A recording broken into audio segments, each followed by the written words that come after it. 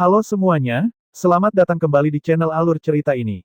Sebelum kita mulai jangan lupa untuk tekan tombol like dan subscribe, agar kalian bisa selalu update cerita-cerita seru dan menarik di channel ini. Mari kita game on. Bab 981. Liluo menatap pembawa lentera di depannya. Dia tetap diam sambil melanjutkan berjalan lambat di sepanjang lorong yang hancur, tampak ilusi dari waktu ke waktu. Lentera tua yang sama bergoyang dari sisi ke sisi di tangannya, nyala apinya tampak telah padam sejak dahulu kala. Liluo menarik napas dalam-dalam dan tidak ragu-ragu lagi. Mengabaikan tanda peringatan dari tubuhnya, dia dengan hati-hati mendekati pembawa lentera. Dalam beberapa saat, dia sudah berdiri tepat di sampingnya. Dari jarak sedekat itu, dia bisa melihat wajah pembawa lentera itu agak buram. Namun, ukuran dan postur tubuhnya menunjukkan bahwa dia berdiri tegak dan tegap. Liluo mengertakkan gigi dan mengulurkan tangannya, mencoba mengetuk ringan pada pembawa lentera. Yang mengejutkannya, tangannya langsung menembusnya. Meskipun demikian, dia tidak bereaksi terhadap tindakan tiba-tiba Liluo. Dia hanya melanjutkan langkahnya yang lambat. Liluo menarik tangannya kembali. Sepertinya metode biasa tidak akan cukup jika dia ingin membangunkan pembawa lentera. Setelah memikirkannya lebih jauh, pandangannya beralih ke lentera perunggu tua. Nyala api telah padam kalimat yang sama terus bergema samar-samar dari pembawa lentera, seolah-olah kata-kata ini berasal dari zaman yang jauh lebih kuno. Jangan khawatir, saudara. Adik kecil di sini akan membantumu menyalakan apinya, aku hanya berharap kamu akan menunjukkan reaksi lain setelahnya. Setelah mengatakan ini, Liluo menyatukan kedua tangannya seolah sedang berdoa. Dia kemudian mengulurkan lengannya dan mengaktifkan seni penempaan dewa resonansi. Dalam sekejap mata, bola transparan api resonansi melayang di atas telapak tangannya. Dia tidak yakin apakah matanya sedang mempermainkannya, tapi untuk sesaat, pembawa lentera ilusi itu sepertinya akhirnya bereaksi ketika api resonansi miliknya muncul. Apakah ini berhasil? Liluo merasakan semangatnya meningkat. Dengan jentikan jarinya, api resonansi terbang di udara, mengarah tepat ke lentera perunggu. Dia bahkan tidak berani berkedip saat dia melihat nyala api itu terbang dengan hati-hati. Apa yang terjadi selanjutnya sungguh mengejutkan. Api resonansi yang diperoleh mencapai bagian dalam lentera perunggu, tetapi tidak terbang melewatinya seperti benda lainnya. Sebaliknya, benda itu melayang di dalam lentera sejenak. Jantung Liluo berdebar kencang saat dia melihat situasi yang terjadi. Muncul, sumbu di dalam lentera menyala. Bola api samar-samar terlihat di lentera perunggu kunomor. Pada saat yang sama, pembawa lentera akhirnya menghentikan perjalanannya yang tak ada habisnya. Liluo dengan penuh semangat melihat ke arah pembawa lentera. Akhirnya tampak ada tanda samar kehidupan di matanya yang kosong. Namun, itu masih secercah belaka. Meskipun demikian, ini jauh lebih baik daripada keadaan ilusi yang dia alami sebelumnya. Faktanya, Liluo dapat merasakan bahwa pembawa lentera mulai mengalihkan pandangan bingungnya ke arahnya dengan sangat lambat. Siapa itu? Dikultivasikan memperoleh api resonansi tetapi tidak bergabung dengan resonansi. Sungguh bodoh. Liluo tercengang, tetapi kata-kata itu perlahan memasuki pikirannya. Siapa yang mengolah api resonansi yang diperoleh tetapi tidak menggabungkannya dengan resonansinya? Bodoh. Wajah Liluo menjadi hitam. Penatua ini pastilah seorang guru yang sangat ketat di sekte resonansi kekosongan suci. Meskipun dia terdengar lemah dan samar, kata-kata pertama yang keluar dari mulutnya menyebutku bodoh. Meskipun demikian, apa yang dia maksud dengan menggabungkannya dengan resonansiku? Tidak ada seorang pun yang mengajariku tentang hal itu sama sekali. Liluo merasa sedih dengan kata-kata ini, tetapi dia tahu ada sesuatu yang lebih penting sekarang. Dia dengan hati-hati berkata, Penatua, monster telah menyelinap ke dalam sekte resonansi kekosongan suci. Tolong bantu kami dan musnahkan iblis ini. Segera setelah dia selesai berbicara, dia melihat sosok ilusi pembawa lentera menunjukkan fluktuasi yang hebat. Kali ini, kemarahan muncul ke permukaan di dalam mata yang mati dan kosong itu. Monster, monster, beraninya ia menyelinap ke dalam sekte resonansi kekosongan suci. Ia pantas mati. Kata-kata dan suaranya kali ini menyatu dan menjadi koheren. Liluo sangat senang saat dia menjawab, ya, dia pantas mati. Tolong bantu kami secepatnya, Tetua. Bunuh itu, bunuh itu. Suara pembawa lentera bergema. Namun, wajah Liluo berubah dengan cepat setelah beberapa detik. Dia menyadari pembawa lentera berulang kali meneriakkan agar dia dibunuh, tapi tidak ada tindakan lebih lanjut. Tetua, apa gunanya berteriak? Tolong bertindak sekarang. Li Luo tidak bisa menahan diri untuk tidak berteriak sebagai tanggapan. Pembawa lentera terdiam beberapa saat sebelum menjawab, aku hanyalah sisa kenangan dari masa lalu. Apa yang bisa aku lakukan? Mendengar ini, Li Luo merasa seperti hendak muntah darah. Ini benar-benar berbeda dari apa yang dia bayangkan. Pada titik ini, pembawa lentera melanjutkan dengan perlahan, aku mungkin tidak dapat bertindak secara langsung. Namun, aku masih bisa meminjam tanganmu untuk membunuh iblis ini. Li Luo terkejut setelah mendengar kata-kata kasar dari sesepuh itu. Namun, dia segera menjawab, selama saya bisa menyingkirkan iblis, saya sangat bersedia membantu sebagai murid sekte resonansi kekosongan suci. Pembawa lentera itu mengangguk sedikit. Sesaat kemudian, nyala api di lentera perunggunya menyala lebih terang sebelum mengembun menjadi jimat api emas. Jimat api itu naik ke udara dan melayang di depan Li Luo. Ini adalah jimat api suci emas, kamu dapat menggunakan ini untuk membantumu menyingkirkan iblis. Namun, kamu juga akan mengalami luka bakar saat menggunakannya. Jika kamu dapat bertahan melalui cobaan ini, kamu mungkin bisa mendapatkan imbalan yang tidak terduga. Hati Li Luo bergetar saat mendengar kata-kata pembawa lentera. Dia melihat jimat api di depannya, dan dia bisa merasakan gelombang mengerikan yang dipancarkannya secara samar. Dia dengan hati-hati meraihnya. Pada saat yang sama, dia menyadari bahwa nyala api di lentera telah padam sekali lagi setelah digunakan untuk membuat jimat api. Tubuh pembawa lentera juga mulai memudar, seolah-olah dia akan menghilang. Li Luo segera mengambil kesempatan itu untuk menanyakan pertanyaan lain kepadanya, Tetua, apa yang Anda maksud dengan menggabungkannya dengan resonansi tadi? Pembawa lentera menjawab dengan suara yang dalam, dasar bodoh. Apakah kamu tidak memperhatikan selama latihan harian kita? Aku belum pernah melihat murid sebodoh itu. Li Luo tercengang oleh omelannya yang belak-belakan. Meskipun demikian, pembawa lentera akhirnya menjelaskan kepadanya. Pergilah menuju platform embun emas dan selesaikan ritualnya, kamu akan dapat menggabungkannya dengan resonansimu. Platform embun emas. Mata Li Luo bergerak sedikit. Dia hendak mengatakan lebih banyak, tetapi pembawa lentera itu akan menghilang sepenuhnya. Karena itu, dia mengambil kesempatan itu untuk menanyakan satu pertanyaan terakhir. Maaf, tapi bagaimana aku harus memanggilmu, Tetua? Tiba-tiba, mata kosong pembawa lentera kembali bereaksi keras. Sepertinya dia telah sadar kembali sejenak saat dia kembali menatap Li Luo. Dia sepertinya telah melihat menembus dirinya. Saat berikutnya, Li Luo melihat pemandangan yang mengejutkan. Pembawa lentera lenyap sama sekali, tetapi lentera perunggu itu tetap ada, jatuh ke tanah. Dia kemudian mendengar gema lembut yang sepertinya datang dari masa lalu. Saya dikenal sebagai putra keenam dari resonansi kekosongan, Wang Taixi. Putra keenam dari resonansi kekosongan, Wang Taixi. Li Luo berbisik pada dirinya sendiri saat gambaran tatapan pembawa lentera muncul di benaknya sekali lagi. Dia mengerutkan kening sejenak, tidak dapat memahami reaksi pembawa lentera di saat-saat terakhir itu. Namun, dia belum bisa mengambil kesimpulan apapun. Li Luo melihat lentera perunggu di tanah dan ragu-ragu sejenak sebelum dia dengan hati-hati mengulurkan tangan dan mengambilnya. Menggunakan kekuatan resonansi, dia mencoba mengaktifkannya, tapi sama sekali tidak ada reaksi darinya. Tampaknya itu telah menjadi sampah yang tidak berguna. Li Luo menyimpannya di sakunya, tidak pernah menyia-nyiakan apapun. Dia kemudian menatap jimat api cahaya emas, dan matanya bersinar. Dengan ini di tangannya, perjalanannya ke sini tidak sia-sia. Li Luo berbalik dan berlari kembali menuju kedalaman kabut tebal sekali lagi. Sepupu Lingjing, harap tunggu aku. Tawa yang memekakkan telinga bergema di seluruh aula utama. Tangan raksasa iblis sejati pemakan jiwa terulur saat mulut di telapak tangan terus mengunyah, mengeluarkan suara parut yang keras disertai dengan tetesan darah segar. Saat berikutnya, mulut di telapak tangan terbuka dan mengeluarkan 3 mutiara putih. Mutiara-mutiara ini berwarna putih pucat dan sepertinya terbentuk dari tulang-tulang tubuh yang dikonsumsi. Selain itu, mereka berlumuran lapisan darah yang berbau. Dan setiap mutiara dihiasi dengan bola mata yang terus berputar yang dibungkus dengan benang berwarna merah darah, membentuk pemandangan yang memuakkan. Ketika 3 mutiara tulang muncul, mereka melesat ke depan seperti sinar cahaya, langsung menyerbu ke arah Li Lingjing, Qin Ying, dan Zhu Su. Ekspresi ketiganya berubah ketika mereka melihat proyektil meluncur ke arah mereka.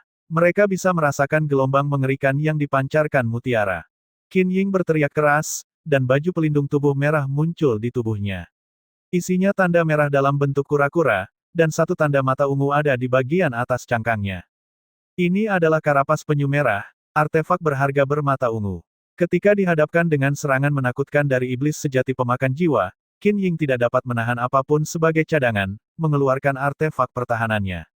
Zuzu membentuk segel tangan dengan kedua tangannya, dan mutiara cahaya hijau tua muncul dari kepalanya, perlahan naik ke langit dan membentuk penghalang hijau tua yang menyelimuti dirinya.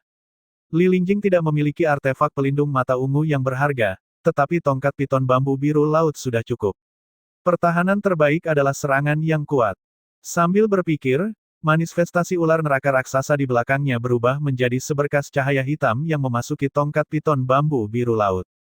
Dia kemudian melepaskan tongkatnya, dan tongkat itu mulai melayang di udara, memancarkan cahaya biru yang cemerlang. Sesaat kemudian, tongkat piton bambu biru laut menghilang, berubah menjadi ular piton biru laut raksasa yang mengeluarkan pekikan yang memekakkan telinga. Ia menggeser tubuhnya, langsung menutupi Li Lingjing dalam pelukan pelindungnya. Melihat tiga petarung terkuat di pihak mereka mengambil tindakan bertahan, 5 dan 6 mutiara yang tersisa mulai melarikan diri dengan ekspresi ketakutan. 3 mutiara putih tulang yang telah diputihkan menembus kehampaan sebelum meledak saat terkena benturan. Cahaya putih pucat memancar ke segala arah ditambah dengan hembusan angin dingin yang tiada henti. Hal ini diiringi dengan jeritan melengking tak berujung yang menimbulkan sensasi kesemutan di kepala semua orang yang mendengarnya. Keseluruhan rangkaian ini menyebabkan emosi negatif di dalam hati mereka meluap dan menguasai mereka. Saat energi putih melintas, ia menenggelamkan semua yang dilewatinya. Li Lingjing, Qin Ying, dan Zhu Zu diserang secara langsung, dan pertahanan mereka perlahan-lahan hancur dan runtuh. Pada akhirnya, ketiganya terlempar, bertabrakan dengan reruntuhan bangunan di bawahnya. Jika yang terbaik di antara mereka dibiarkan dalam kesulitan seperti itu, wajar saja jika yang lain akan lebih menderita. Mereka yang terkena langsung oleh cahaya putih pucat, bahkan mereka yang berada di tingkat 5 mutiara, semua darah di dalamnya tersedot hingga kering, meninggalkan mereka sebagai kerangka telanjang yang jatuh dari langit dan hancur menjadi pecahan tulang. Ketika para kultivator yang memerangi para koruptor melihat pemandangan ini, wajah mereka penuh dengan keterkejutan dan teror muncul di mata mereka. Bahkan Qin Yi, yang selama ini tenang, mulai mengerutkan kening dalam-dalam. Ini sudah berakhir. Seluruh tubuh Zhu Dayu gemetar saat dia meringis. Dia kemudian bergegas ke arah jatuhnya Zhu Zu dan mulai mengeluarkannya dari puing-puing. Setelah itu, sebuah tangan yang berlumuran darah segar terulur sebelum tubuh kokoh muncul dari bawah. Itu tentu saja Zhu Zu, tapi dia berlumuran darah. Sebagian besar daging dan darah di lengannya telah meleleh, hanya menyisakan tulangnya. Dia terjatuh ke tanah, terus-menerus terengah-engah saat darah menetes dari sudut mulutnya. Namun, dia segera mengeluarkan beberapa potong besar daging dari kantongnya dan melahapnya dengan lahap. Dengan menelan makanan dalam jumlah banyak, daging dan darahnya mulai menggeliat dan lokasi luka mulai sembuh dan diperbaiki dengan kecepatan yang terlihat dengan mata telanjang. Dayu, segalanya akan menjadi serius hari ini. Jika situasinya memburuk, kamu harus menemukan cara untuk melarikan diri sendiri, kata Zhu Zu sambil terus memasukkan makanan ke tenggorokannya, tidak pernah memutuskan kontak mata dengan Zhu Dayu yang khawatir. Zhu Dayu tersenyum pahit sambil menghiburnya, "Saudari Zhu, kamu tidak perlu terlalu sedih. Li Luo telah pergi mencari pembawa lentera, dan dia mungkin menemukan cara untuk memecahkan kebuntuan." Li Luo, bocah penyelesaian iblis itu. Zhu Zu meliriknya, "Aku selalu berpikir dia cerdas. Mungkin alih-alih menemukan solusi untuk menghadapi monster, dia malah mengambil kesempatan untuk melarikan diri." Zhu Dayu menggaruk kepalanya. Li Luo tampaknya cukup setia dan seharusnya tidak melarikan diri. Siapa tahu, Zhu Zu jelas tidak berencana menaruh harapannya pada orang luar. Dia dan beberapa kultivator terkuat di ruangan ini tidak dapat bertahan lebih lama lagi. Meskipun Li Luo adalah kepala naga, bantuannya tidak berarti banyak. Tidak jauh dari sana, sosok lain merangkak keluar dari puing-puing, Qin Ying. Namun, seluruh karapas penyu merah telah hancur menjadi 2, meninggalkan wajahnya berlumuran darah. Qin Yi segera bergegas dan membentuk beberapa segel tangan. Seni Adipati, datangnya hujan mata air. Dengan lambaian tangannya, hujan yang memiliki efek pemulihan kuat terbentuk, tetesannya mendarat di tubuh Qin Ying dan dengan cepat menyembuhkan semua lukanya. Sikap pucat Qin Ying segera membaik, tapi dia masih terengah-engah, membuat Qin Yi tersenyum kesakitan. Sepupu Qin Yi, Kamu mungkin harus bersiap menghadapi kemungkinan terburuk, kata Qin Ying berat. Qin Yi terdiam saat dia secara alami mengerti apa yang dia maksud. Dia harus merencanakan pelariannya sendiri dari sini. Tatapan indahnya beralih ke kedalaman kabut, mendarat di lokasi terakhir kali dia melihat Li Luo. Dia telah pergi untuk sementara waktu dan tidak ada jawaban. Dia tidak tahu apakah dia benar-benar berhasil membangunkan pembawa lentera. Atau mungkin, dia sudah melarikan diri. Kemungkinan ini terlintas di benaknya saat pandangannya beralih ke lokasi lain yang penuh dengan puing-puing. Sosok cantik saat ini sedang berjalan keluar perlahan dengan tongkat biru di tangan. Itu adalah Li Lingjing. Qin Yi mengalihkan pandangannya melewati Li Lingjing dan menyadari bahwa dialah yang paling sedikit terluka di antara ketiganya. Tidak ada tanda-tanda daging dan darahnya terkikis, hanya pakaiannya yang sedikit compang camping, meninggalkan paha putihnya yang terlihat. Namun, dia juga memiliki ekspresi kuyu dan pucat, menunjukkan bahwa dia juga menderita pukulan yang cukup besar. Mata Qin Yi berkedip karena pikirannya. Li Lingjing selalu memberinya perasaan aneh dan misterius. Sebelum Li Luo pergi mencari pembawa lentera, keduanya berinteraksi sebentar. Mungkin dia telah memberinya petunjuk. Apakah dia memiliki sesuatu yang membuat Li Luo tetap kebal terhadap kabut? Saat Qin Yi memikirkan kemungkinan ini, Li Lingjing sepertinya telah memperhatikan tatapannya yang penuh perhatian. Namun, ekspresinya tetap tidak berubah, seperti genangan air yang tidak beriak. Li Lingjing kemudian berbalik menghadap iblis sejati pemakan jiwa yang mengambang. Luka yang tersisa pada mereka setelah pertukaran sebelumnya tidaklah ringan, tapi kehadiran iblis sejati pemakan jiwa sepertinya telah sedikit berkurang. Mungkin itu karena penindasan terus-menerus dari gua resonansi spiritual. Sepupu Li Luo, kemana kamu lari? Li Lingjing bertanya dalam hatinya. Dia kemudian berbalik menghadap orang-orang yang selamat tanpa emosi. Dengan begitu banyak orang di sini, iblis sejati pemakan jiwa pasti akan terpuaskan. Qin Yi akan menjadi hadiah yang bagus, jadi aku ragu itu akan melepaskannya dengan mudah. Ini adalah hal yang baik. Sepupu Li Luo bermusuhan dengannya, dan membiarkannya mati di sini akan meringankan beberapa masalahnya. Namun, gadis ini cukup cerdas dan aku tidak tahu persiapan apa yang telah dia lakukan untuk melarikan diri. Posisinya di klannya sangat tinggi, jadi bukan tidak mungkin dia bisa melarikan diri. Mungkin nanti aku bisa mencari peluang di tengah kekacauan untuk membunuhnya. Dia seharusnya tidak memperhatikanku. Iblis sejati pemakan jiwa kemungkinan besar ingin memakanku pada akhirnya, dan dari apa yang dikatakannya sebelumnya, aku nomor 3 dan dia nomor 2. Apakah ini berarti ada yang nomor 1? Sepertinya iblis sejati pemakan jiwa bukanlah monster yang lahir secara alami, tapi ciptaan manusia, bagaimanapun, dimakan tidak masalah, aku sudah melakukan persiapan. Meski begitu, dilahap adalah sesuatu yang pernah aku alami. Sudut bibir Li Lingjing terangkat membentuk seringai saat dia dengan erat menggenggam tongkat piton bambu biru laut. Tampaknya sedikit menyeramkan jika dibandingkan dengan pipinya yang mulus dan cantik. Pada titik ini, iblis sejati pemakan jiwa melirik ke bawah ke arah siapa yang tersisa dan sekali lagi ia mulai mengeluarkan pekikan memekakkan telinga yang terdengar hampir seperti tangisan bayi. Suara yang dihasilkannya menyebabkan kerumunan menjadi pucat. Bahkan petarung terkuat pun terluka parah dalam serangan sebelumnya, dan sepertinya makhluk itu akan melakukan pembunuhan besar-besaran.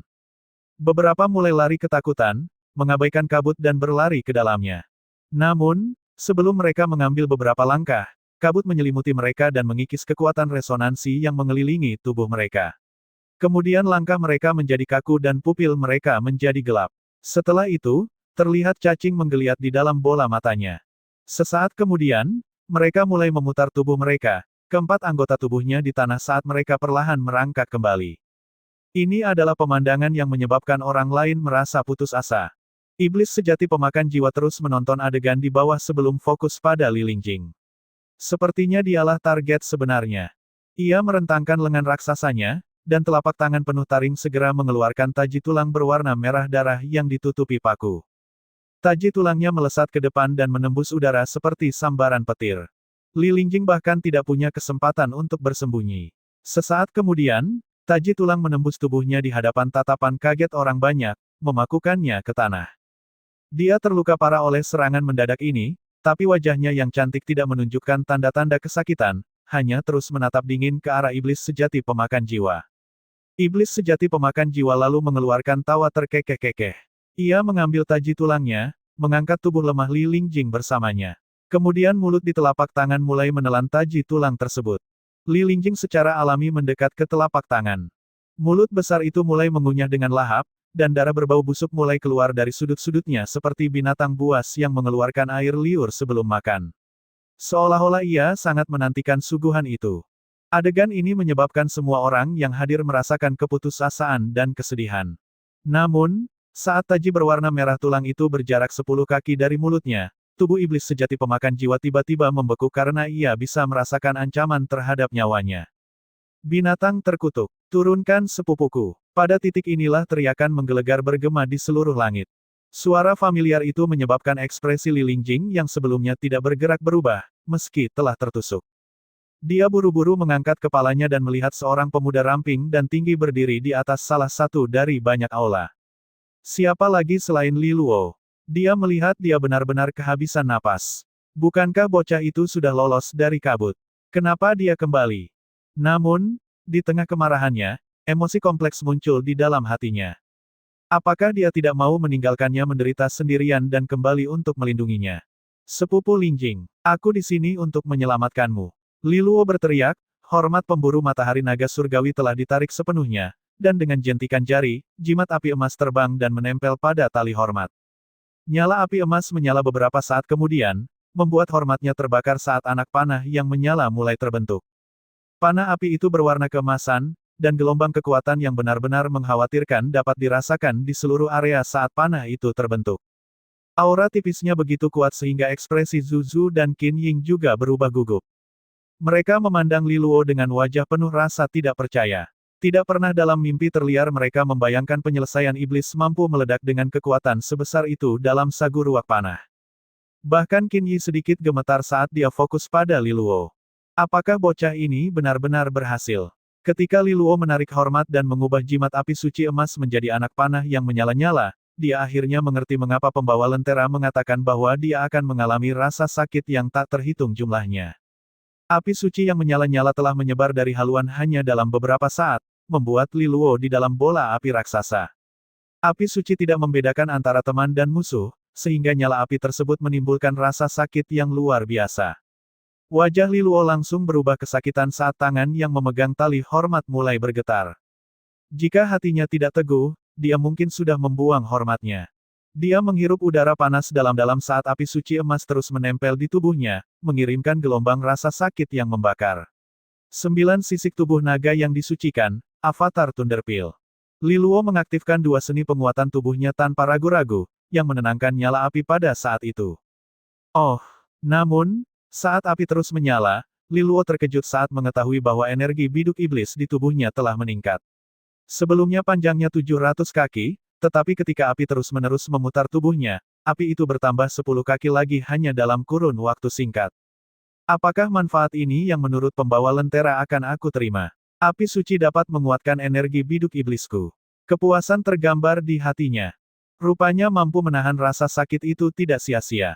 Saat dia memikirkan hal ini, dia terus menatap iblis sejati pemakan jiwa tanpa henti. Semua kekuatan di tubuhnya melonjak secara eksplosif pada saat kritis ini. Tali hormat ditarik begitu kuat hingga mulai berderit, seluruh hormat membentuk bentuk bulan purnama. Anak panah itu dilalap api yang menyala-nyala seperti naga yang terbuat dari api, melepaskan energi yang mengerikan. Telapak tangan Li Luo terbakar hingga kulitnya terkelupas dan benar-benar aus. Api yang semakin bergejolak terus masuk ke dalam tubuhnya. Pada saat ini, kabut hitam iblis yang menutupi langit sepertinya merasakan sesuatu, dan kabut itu mulai mengecil secara bertahap. Iblis sejati pemakan jiwa meraung sebagai tanggapan karena ia bisa merasakan bahwa hidupnya dalam bahaya. Itu sejenak kecuali pikiran untuk memakan Li Lingjing, dan mulut besar di tengah telapak tangan segera mengeluarkan bola cahaya berdarah.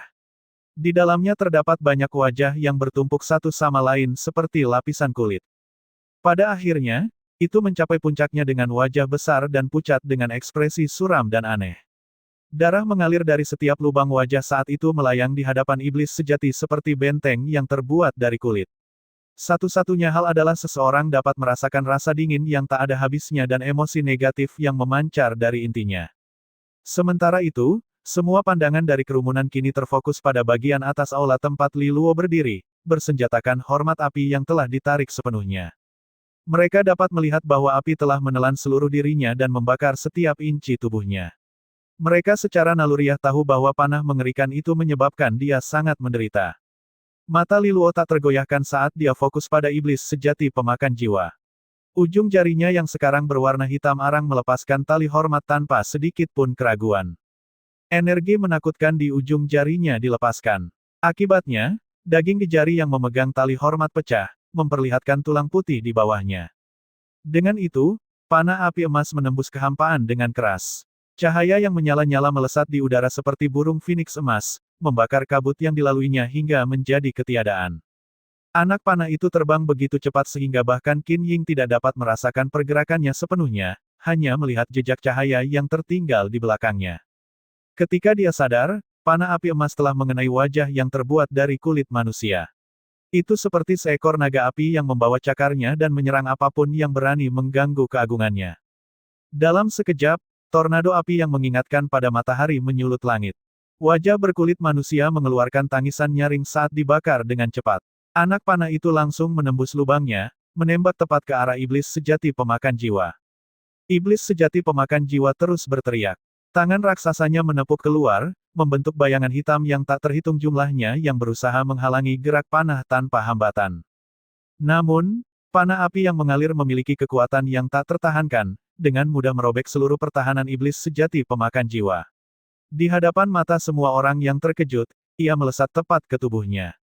Sesaat kemudian, api emas meletus dari tubuh iblis sejati pemakan jiwa seperti gunung berapi. Nyala api keluar dari setiap lubang di tubuhnya, dengan cepat menyebabkannya meleleh. Ratapan melengking terus bergema tanpa henti. Beberapa saat kemudian, seluruh tubuh iblis sejati pemakan jiwa hancur total oleh api emas. Semua orang menatap hasilnya dengan tatapan kosong. Apakah dengan cara ini iblis sejati pemakan jiwa yang menakutkan akan menemui ajalnya? Tampaknya seperti itu. Anak panah tunggal Liluo sangat menakutkan. Saat iblis sejati pemakan jiwa dibakar menjadi abu, sisa kabut mulai menghilang dengan cepat dan individu-individu yang rusak mulai meronta-ronta, sepertinya kehilangan kendali. Adegan ricu itu bagaikan secercah harapan bagi penonton, mewakili peluang baru dalam hidup. Semua orang bersorak-sorai. Tidak ada yang menyangka situasi akan berubah ketika mereka terjebak dalam jurang keputusasaan. Saat kelompok itu merayakannya, Liluo, yang masih berada di atas aula, dengan lemah menurunkan tangannya.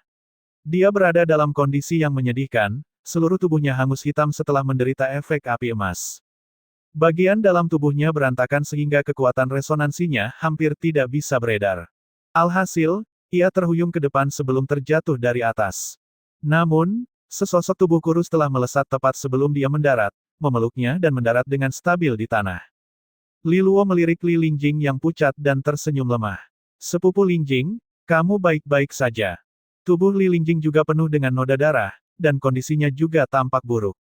Namun, senyuman cerah muncul di wajah cantiknya. Aku baik-baik saja, jawabnya sambil mengangguk. Kamu seharusnya tidak kembali, lanjutnya. Liluo menghela nafas lemah. Meninggalkan kawan bukanlah sesuatu yang akan pernah kulakukan. Li Lingjing terdiam saat dia mengulurkan lengan rampingnya, menyeka abu di wajahnya. Dia terkekeh saat melihat pria yang menyesal di hadapannya, yang ketampanannya sepertinya tidak berkurang. Baiklah, kurasa aku harus berterima kasih. Kamu bisa istirahat dulu. Dia pasti berada dalam kondisi yang lebih buruk darinya. Liluo mengangguk dan kemudian menutup matanya, dengan cepat mengedarkan kekuatan resonansinya untuk memulihkan kekacauan di dalam tubuhnya. Pada titik ini, tidak terlalu jauh, Qin Yi dan Qin Ying mendekat, pandangan mereka terfokus pada Liluo yang terluka parah dan lemah. Hahaha, Peri Qin, menurutku kamu tidak berencana melakukan apapun pada Liluo kan? Pada titik ini, sesosok tubuh tegap namun gemuk melintas, menghalangi mereka untuk bergerak lebih dekat. Itu adalah Zhu Dayu. Dia menatap Qin Yi dengan sedikit ketakutan karena dia sangat menyadari permusuhan di antara keduanya. Sekarang Liluo dan Li Lingjing terluka parah, ini adalah kesempatan sempurna untuk membalas dendam. Mereka mungkin pernah bergandengan tangan sebelumnya, tapi itu hanya untuk menghadapi musuh yang lebih unggul. Sekarang musuh bersama mereka telah dihancurkan, keadaan akan kembali ke status quo sebelumnya. Qin Ying memelototi Zhu Dayu. Apa hubungannya ini denganmu? Hei, Qin Ying, apakah hati nuranimu telah dimakan oleh binatang buas? Li Luo mengambil inisiatif untuk menyelamatkanmu namun kamu ingin menyerangnya ketika dia jatuh. Kamu jelas bukan manusia. Zuzu kemudian muncul di samping Zhu Dayu sambil tersenyum dingin. Orang-orang yang tersisa mengangguk setuju. Qin Yi dengan lembut menjawab, kalian berdua salah paham, aku perhatikan bahwa luka Li Luo tidak ringan dan aku ingin memberinya bantuan.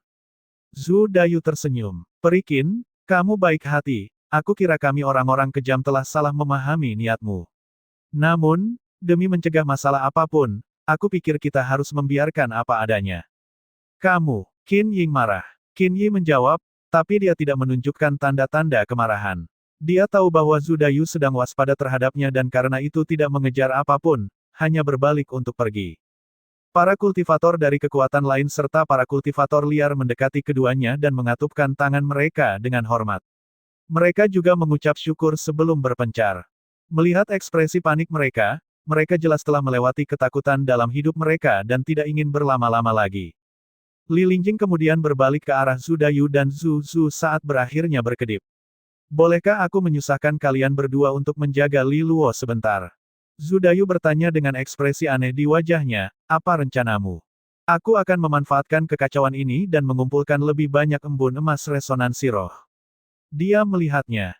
Zhu Dayu menggaruk kepalanya sebentar sebelum memukul dadanya sebagai penegasan. Dia kemudian mengucapkan terima kasih sebelum menghilang, ekspresi dingin terbentuk di wajah cantiknya. Yang lain mungkin tidak merasakannya, tapi iblis sejati pemakan jiwa belum benar-benar dihancurkan oleh Li Luo. Samar-samar dia bisa merasakan bahwa dia terluka parah dan berencana untuk melarikan diri. Li Lingjing tidak akan membiarkan hal itu terjadi. Aula berlapis emas yang rusak itu berantakan. Para kultivator liar dan tim dari berbagai kekuatan berpencar ke segala arah, bergegas meninggalkan tempat terkutuk ini.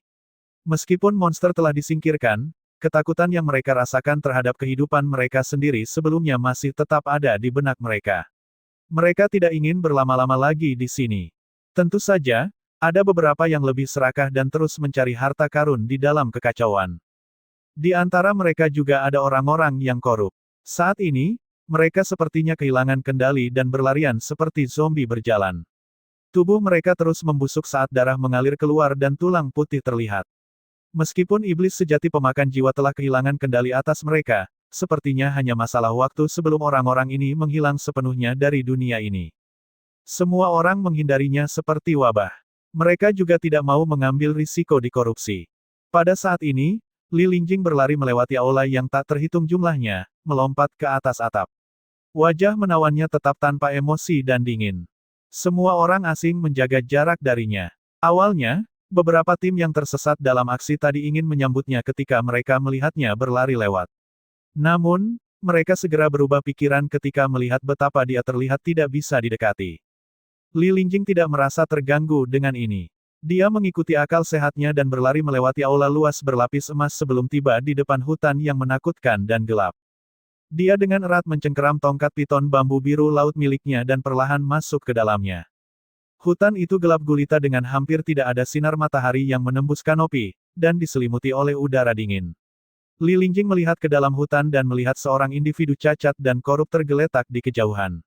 Orang ini tampaknya telah kehilangan harapan untuk bertahan hidup ketika ia terbaring dengan bau busuk. Li Lingjing hanya menatapnya dengan dingin. Berhentilah bertingkah mati. Apakah kamu tidak ingin sekali menggigitku? Ayolah, aku di sini sekarang. Namun, individu yang rusak itu tidak bergerak sama sekali. Li Lingjing kemudian mengambil langkah maju. Tiba-tiba, tongkat piton bambu biru laut berayun ke arah kanan dan sinar beracun keluar, memenuhi hutan bambu dengan aroma samar. Anggota tubuh yang diamputasi terlihat jatuh ke tanah dari atas tempat sinar beracun itu mengenai. Daging anggota badannya tampak bergoyang karena sesuatu. Kekuatan resonansi Li Lingjing melonjak ketika dia melihat ini, dan dia menghancurkannya menjadi beberapa bagian tanpa ragu-ragu. Sisa-sisa darah berceceran di tanah. Saat darah dan daging dimuntahkan ke tanah, cahaya hitam yang sulit dideteksi dengan mata telanjang tiba-tiba keluar dan terbang menuju bagian tengah dahinya. Kecepatannya sangat cepat sehingga seorang kultivator mutiara surgawi biasa hampir tidak akan menyadarinya. Namun, sebuah lengan ramping terangkat tepat sebelum cahaya hitam menerpa dirinya. Dia menangkap cahaya hitam tepat pada waktunya. Ketika Li Lingjing menatap tangannya dengan mata sedingin es, dia melihat seekor cacing hitam aneh menggeliat di telapak tangannya. Itu sangat kecil, tetapi orang dapat melihat ada wajah manusia yang sangat bengkok di kepalanya. Cacing itu terus meronta dengan keras pada saat ini. Energi negatifnya meletus dan melonjak tinggi ke langit. Kekuatannya sangat kuat sehingga bahkan bisa merusak kultivator mutiara surgawi tahap akhir. Namun, Li Lingjing membiarkannya datang ke arahnya. Bibir merahnya sedikit melengkung saat dia berbisik, "Aku berhasil menjaga kesadaranku tetap utuh bahkan setelah tenggelam dalam keputusasaan dan kegilaan. Apakah kamu pikir kamu benar-benar dapat merusakku? Kalian para iblis sejati pemakan jiwa membuatku muak." Saat Li Lingjing melihat cacing hitam aneh di telapak tangannya, dia sepertinya berbicara pada dirinya sendiri sambil bertanya, "Jadi, sepertinya kamu yang nomor 2. Apakah nomor 1 di gua resonansi spiritual juga?" Cacing itu menggeliat dan wajahnya yang bengkok tiba-tiba tertawa terbahak-bahak. "Nomor 3, kamu pasti akan dimakannya. Kamu tidak dapat melarikan diri. Hanya varian terakhir yang bisa mencapai bentuk sempurna. Itu akan menjadi sebuah mahakarya." Mendengar ini, Li Lingjing merenung sejenak sebelum dia bertanya, "Bentuk sempurna? Berdasarkan apa yang baru saja kamu katakan, suatu varian bisa menjadi lebih kuat dengan memakan yang lain." Pada saat ini, matanya yang cerah berbentuk almond menatap cacing hitam aneh di tangannya. Senyuman di bibir merahnya menjadi sedikit aneh. "Bukankah itu berarti, aku bisa memakanmu juga?" Cacing itu tampak membeku sesaat sebelum mulai meronta keras, mencoba melarikan diri. Mata Li Lingjing berubah suram dan gelap saat dia berdiri di hutan bambu yang remang-remang dengan tongkat piton bambu biru laut miliknya. Ada perasaan kegelapan yang membuat jantung berdebar-debar di sekelilingnya, seolah-olah dia adalah seorang raksasa dari jurang maut. Pada akhirnya, Li Lingjing mengeluarkan botol giok hitam dengan tanda di atasnya dan melemparkan cacing hitam ke dalamnya. Pada saat yang sama, dia mengarahkan sinar beracun dari tongkat piton bambu biru laut ke dalam botol untuk terus-menerus menguras kekuatan cacing hitam tersebut, tidak memberinya kesempatan untuk pulih kembali ke kekuatan aslinya. Mata Li Lingjing berbinar saat dia melihat botol giok itu. Dia menghela nafas lega sebelum dia mendekatkannya ke dadanya. Setelah menyelesaikan ini, dia perlahan keluar dari hutan bambu yang redup. Ketika dia menemukan dirinya kembali di bawah sinar matahari, dia merasa sedikit disorientasi. Dia secara naluriah mundur beberapa langkah ke dalam kegelapan hutan. Ini adalah refleks alami. Namun, ini bahkan mengejutkan Li Lingjing sendiri. Dia tertawa dan bergumam pada dirinya sendiri, "Sepertinya aku masih lebih menyukai kegelapan. Cahaya benar-benar tidak cocok untukku." Pada saat ini, suara angin yang bertiup tiba-tiba terdengar datang ke arahnya. Li Lingjing mendongak dan melihat Li Luo bergegas menuju ke arahnya. Terlihat raut kekhawatiran di wajahnya. Li Lingjing terdiam saat dia melihatnya bergegas. Kemudian senyuman cerah muncul di wajah cantiknya dan dia melangkah keluar dari bayang-bayang hutan, melambai padanya. Li Luo mendarat di depannya dan menghela nafas lega begitu dia melihatnya. "Sepupu Lingjing, kamu terluka parah, kamu tidak harus berlarian, aku kurang lebih sudah mengumpulkan cukup banyak embun emas resonansi roh, jadi tidak perlu mencarinya lagi," keluh Li Luo padanya.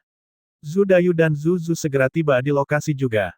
Menanggapi keluhannya, Li Lingjing tersenyum dan mengangguk.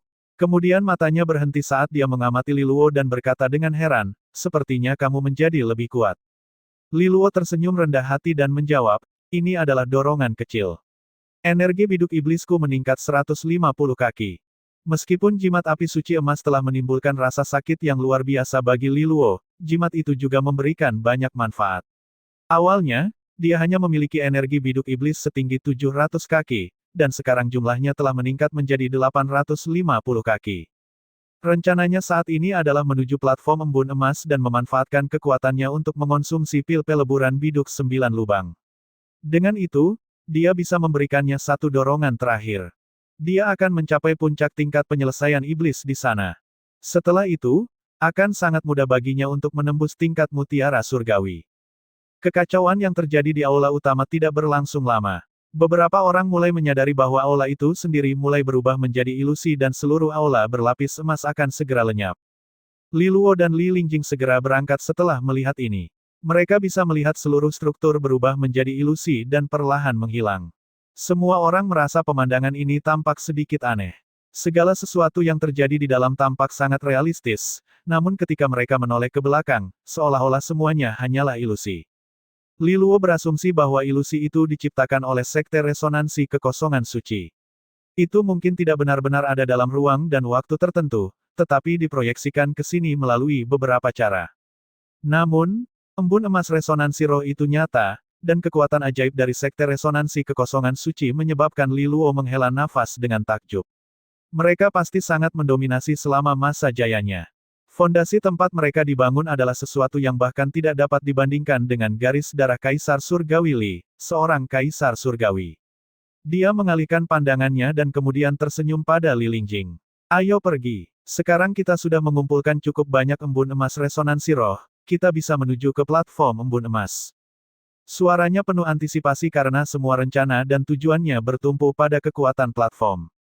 Begitu dia sampai di sana, dia dapat menyelesaikan terobosannya dan meningkatkan tingkat resonansinya. Jika dia berhasil melakukannya, kekuatannya akan meningkat pesat. Li Lingjing tersenyum ringan sambil menggenggam tongkat piton bambu biru laut, terlihat sangat riang saat ini. Li Luo kemudian berbalik ke arah Zudayu dan Zuzu, yang berada di sampingnya, dan mengucapkan terima kasih yang sebesar-besarnya atas bantuan mereka. Namun, kedua pasangan tersebut tidak terus bergerak bersama, masing-masing mengambil jalurnya sendiri-sendiri. Ada 3 platform embun emas, dan sebaiknya pisahkan tujuannya untuk mencegah persaingan yang tidak perlu.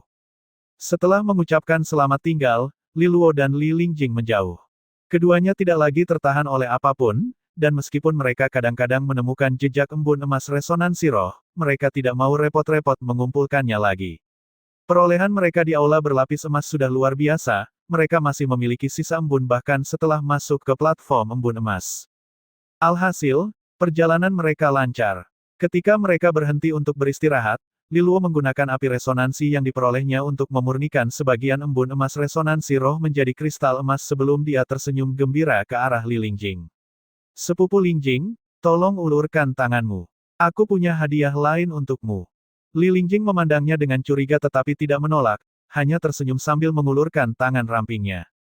Berhati-hatilah sekarang, memanfaatkan kakak perempuanmu mungkin bisa dijadikan alasan untuk dipukuli, kata Li Lingjing nakal sambil tangannya yang lain melambaikan tongkat piton bambu biru laut ke wajah Li Luo. Li Luo sedikit cemberut saat dia meletakkan kristal emas di tangannya. Dia memeriksa kristal emas dengan penuh rasa ingin tahu karena dia juga bisa merasakan semacam energi murni yang tak tertandingi datang darinya. Rasanya familiar, dan meskipun tampak menyerupai embun emas resonansi roh, ia dimurnikan ke tingkat yang jauh lebih tinggi. Kenapa kamu tidak mencoba menyerapnya? Li Luo melanjutkan. Jika ada orang lain yang memberinya benda aneh untuk diserapnya, dia hanya akan memberikan senyuman ramah saat tangannya yang lain membanting tongkat itu ke bawah, menyebabkan otak mereka berceceran. Namun, orang yang memintanya melakukan itu adalah Li Luo, dan dia mempercayainya. Jadi, dia mengedarkan kekuatan resonansinya dan menyerap kristal emas. Sesaat kemudian, matanya terbuka lebar, sangat terkejut dengan hasilnya. Resonansiku tampaknya menjadi lebih murni. Tingkat peningkatan ini setara dengan apa yang diberikan oleh cairan roh kelas 8 dan cahaya pemurni. Li Lingjing memiliki resonansi ular neraka tingkat 9 yang lebih rendah. Pada titik ini, sangat sulit untuk mengandalkan cairan roh dan cahaya pemurnian untuk membuatnya lebih melonjak. Berdasarkan kebutuhannya, hanya cairan roh kelas 8 dan cahaya pemurni yang bisa bekerja, dan bahkan efeknya sangat kecil. Cairan roh kelas 9 dan cahaya pemurni. Orang tidak perlu repot-repot memikirkan hal itu, karena sangat langka sehingga harganya sangat mahal. Bahkan 5 faksi naga surgawi merasa sulit mendapatkannya, apalagi keluarga Li di wilayah barat. Hasilnya, fakta bahwa kristal emas dapat bermanfaat baginya menjadi sebuah kejutan. Li Luo menyeringai. Barang bagus kan? Li Lingjing tersenyum ringan dan mengangguk. Namun, dia tidak menanyakan dari mana asalnya. Saat dia berbicara, ekspresinya tiba-tiba berubah dan pandangannya beralih ke langit. Ada semburan cahaya, dan dengan cepat berubah menjadi naga melingkar besar yang tampak hidup. Khususnya, taring naga itu sangat menarik perhatian. Sinyal taring naga. Ketika Li Luo melihat sinyal cahaya, ekspresinya berubah. Itu adalah sinyal darurat dari faksi taring naga, yang berarti seseorang dari faksi taring naga sedang menghadapi bahaya. Apakah itu kakak kedua atau kakak laki-laki? Sayap energi terbentang dari punggung Li Luo, mengepak dengan kekuatan besar, hampir menimbulkan tornado saat dia melesat ke udara. Li Lingjing mengikuti dengan cepat. Mereka memanfaatkan kecepatan penuh mereka tanpa menahan diri dan bergegas menuju sinyal darurat. Beberapa saat kemudian, mereka akhirnya mendekati lokasi asal sinyal tersebut. Itu adalah jurang yang relatif tersembunyi, dan energi alam duniawi mengalir ke sana secara tidak sengaja. Tampaknya ini adalah lokasi yang mengandung cukup banyak embun emas resonansi roh. Namun, Li Luo tidak memperdulikan semua ini, hanya memfokuskan pandangannya ke bagian dalam lembah. Semburan gelombang energi yang sangat besar sedang meledak, dan sepertinya pertarungan sengit sedang berlangsung. Li Luo mengalihkan pandangannya ke seluruh area dan menyadari bahwa medan perang telah terbelah menjadi dua. Di satu sisi dia bisa melihat Li Fengyi, Li Jingtao, dan Deng Fengxian. Ketiganya telah berkumpul secara berdekatan. Yang mengejutkan Li Luo adalah mereka hanya menghadapi satu lawan. Ketiganya saat ini bekerja sama untuk menangkis seorang gadis berjubah merah. Dia memancarkan kecantikan yang sangat halus, dan di belakangnya ada dua mutiara surgawi yang terus-menerus menyerap energi alam duniawi. Di tangannya ada penggaris batu giok berwarna merah menyala, dan dia memancarkan gelombang kekuatan resonansi yang kuat. Yang paling mengejutkan Li Luo adalah kekuatan resonansinya adalah kombinasi angin dan api. Ini berarti dia memiliki resonansi ganda. Meski hanya seorang individu, kekuatan bertarungnya begitu ganas hingga ketiganya terpaksa berada dalam situasi yang memalukan. Sisi Li Jingtao hanya bisa menahan serangannya, tapi wanita muda itu juga sama pintarnya. Setelah merasakan betapa mengerikannya seni pertahanan Li Jingtao, dia memfokuskan serangannya pada Li Fengyi, menargetkan titik terlemah. Meskipun ketiganya memiliki kekuatan masing-masing, mereka terpaksa berada dalam kondisi yang menyedihkan. Di sisi lain, ledakan dan baku tembak bahkan lebih membara. Jelas sekali, para kultivator mutiara surgawi tingkat tinggi sedang terlibat perkelahian di sana. Li Fuling dan dua pemimpin Panji lainnya dari generasi sebelumnya mengelilingi seorang pria. Dia tampak sangat biasa, tetapi ada 8 mutiara surgawi yang melayang di belakangnya, memberinya kemampuan untuk meledak dengan kekuatan yang menakutkan. Dengan lambaian lengan bajunya, pasir kuning ditendang, berubah menjadi naga kuning yang menjerat ketiganya, mencegah mereka melarikan diri. Laki-laki 8 mutiara, api dan angin resonansi ganda, nona muda. Li Luo melirik pertempuran itu sambil meninjau secara mental kecerdasan yang diberikan kepadanya. Dia segera tahu siapa mereka. Mereka berasal dari perguruan tinggi kuno asal surgawi. Laki-laki itu adalah Zhong Sa, yang memimpin kelompok. Wanita muda itu adalah Jiang Wanyu, yang memiliki resonansi ganda yaitu api dan angin. Sepertinya kedua belah pihak telah berkonflik atas kemunculan embun emas resonansi roh di lembah ini. Seperti yang diharapkan dari yang terbaik di antara perguruan tinggi kuno asal surgawi. Li Luo menghela nafas dalam hatinya. Keduanya kalah jumlah, namun mereka masih memaksa ketiganya untuk mengeluarkan sinyal bantuan. Tentu saja, sinyal utamanya adalah untuk mengumpulkan lebih banyak bantuan untuk menghadapi musuh-musuh yang menyusahkan ini. Sepupu Linjing, pisahkan mereka. Li Luo segera berkata sambil menyerang kelompok Li Fengyi. Li Lingjing kemudian berjalan menuju pertarungan Li Fuling. Ketika keduanya bergerak, hal itu menarik perhatian para kombatan. Ketika Li Fengyi melihat Li Luo, dia dengan gembira berteriak, "Adik, ayo bantu kami menyingkirkannya." Jiang Wanyu, yang terkunci dalam pertempuran, juga memperhatikan Li Luo. Sambil mengerutkan kening, dia segera membuka mulutnya, dan api merah keluar dari bibirnya. Pada saat yang sama, badai angin yang mengamuk bersiul saat kombinasi api dan angin bergolak dan dengan paksa mendorong ketiganya mundur. Pada saat yang sama, dia mundur ke atas pohon raksasa dan dengan dingin menatap Li Luo. Kalian para idiot dari garis darah Kaisar Surgawi Li. Apakah menggunakan angka untuk mengalahkan orang lain adalah satu-satunya keahlian kalian? Li Luo mendarat di belakang Li Fengyi dan ketiganya, lalu matanya terfokus pada gadis berpakaian merah di depan mereka. Dia seperti mawar berapi-api yang penuh duri, dengan penampilan menawan bercampur dengan sedikit rasa dingin dan arogansi di matanya. Dia sama sekali tidak terganggu dengan ejekannya tadi. Berbalik untuk melihat Li Fengyi dan yang lainnya terlebih dahulu, dia bertanya, apakah kalian baik-baik saja? Di antara mereka bertiga, Li Jingtao berada dalam kondisi terbaik. Dia hampir tidak menderita luka apapun. Li Fengyi, yang menjadi target utama, tampaknya juga tidak terluka. Sebaliknya, armor berlapis emas Deng Fengxian yang mengalirkan kekuatan resonansi sepertinya rusak parah. Li Fengyi mengamati Deng Fengxian lebih dekat. Dia berhenti sejenak sebelum bertanya, apakah kamu baik-baik saja? Mengapa kamu membantuku memblokir serangan itu? Aku bisa mengatasinya sendiri, aku tidak butuh bantuanmu. Sepertinya Deng Fengxian telah melangkah maju untuk menangkis serangan Jiang Wanyu. Dia pastilah yang menanggung sebagian besar pukulan bagi Li Fengyi, tetapi hal itu harus dibayar mahal. Kenyataannya, dia sangat bersyukur. Dia tidak bisa dengan mudah beralih ke kata-kata terima kasih setelah bersikap bermusuhan terhadapnya begitu lama. Meskipun demikian, Deng Fengxian tidak mempermasalahkannya sama sekali. Jangan khawatir, aku punya zirah berlapis emas untuk melindungiku, jawabnya. Mendengar ini, Li Fengyi bergumam sedikit pada dirinya sendiri tetapi pada akhirnya tidak mengatakan apa-apa lagi. Adik ketiga, kamu tiba tepat pada waktunya. Kami menemukan sekumpulan embun emas resonansi roh, tetapi keduanya tiba-tiba muncul. Sederhananya, kami bertengkar karena hal itu, Li Jingtao menjelaskan sambil tersenyum. Li Luo mengangguk. Ini mirip dengan apa yang dia pikirkan.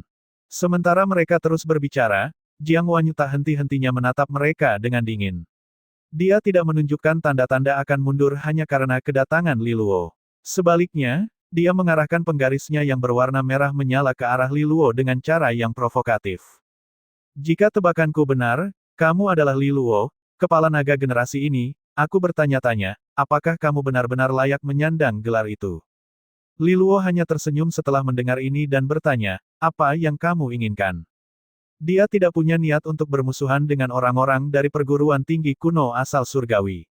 Bagaimanapun, dia masih ingin memanfaatkan kesempatan ini untuk berkenalan dengan mereka. Namun, dia tahu bahwa wanita di depannya ini sombong, jadi yang terbaik adalah menunjukkan kekuatannya terlebih dahulu saat berkomunikasi dengannya. Aku ingin menguji kemampuanmu.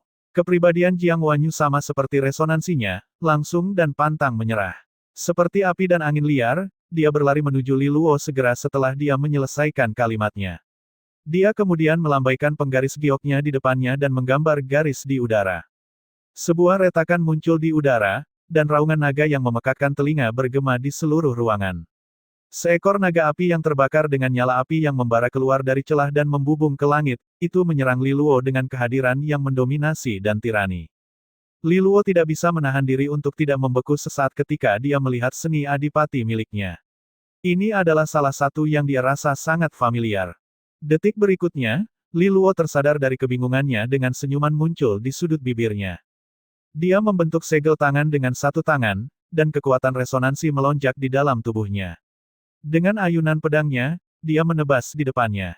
Kali ini, retakan juga muncul di langit. Suara derasnya air terdengar saat seekor naga hitam terbang keluar dari celah menaiki sungai dunia bawah, terbang lurus menuju naga api merah. Saat keduanya bentrok, atmosfer meledak saat uap mendidih mendesis dari kombinasi air dan panas. Kedua elemen yang berlawanan terus berjuang dan mengikis satu sama lain.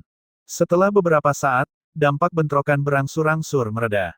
Li Luo menyingkirkan pedangnya dan berdiri tegak. Dia kemudian melihat ke arah Jiang Wanyu, yang wajahnya dingin dan arogan berubah menjadi kaget dan terkejut.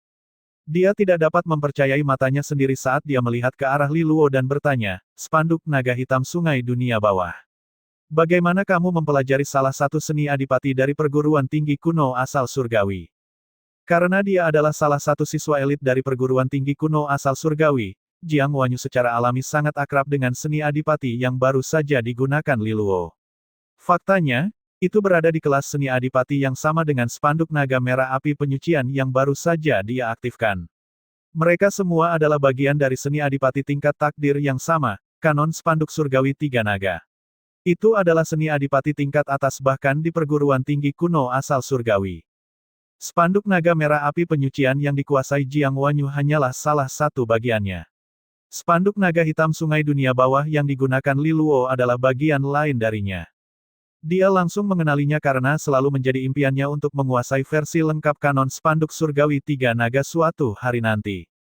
Oleh karena itu, dia memiliki pengetahuan tentang spanduk naga hitam di sungai dunia bawah.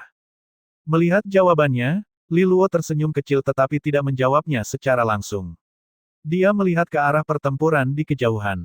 Di sana, Zhong Sa dari perguruan tinggi kuno asal surgawi bertarung melawan kelompok Li Fuling. Dengan kekuatan 8 mutiaranya, dia telah menekan mereka hingga terpojok. Namun, situasinya berubah total ketika Li Lingjing datang untuk membantu. Li Lingjing tidak menahan diri sama sekali. Begitu dia berlari ke medan perang, dia melambaikan tongkat piton bambu biru laut, dan sinar racun yang dipicu oleh kekuatan resonansi yang mengejutkan ditembakkan langsung ke wajah Zhongsa. Saat sinar racun menyapu, kekosongan itu bergetar hebat. Serangan mendadak itu begitu mendominasi sehingga ekspresi Li Fuling dan yang lainnya berubah. Zhongsa juga terkejut. Dia bisa merasakan ancaman besar datang dari serangannya, dan karena itu, dia tidak berani ragu, hanya segera mengeluarkan aliran pasir kuning dari mulutnya. Pasir kuning sepertinya memiliki semacam pesona mistis, seolah-olah itu adalah semacam artefak berharga.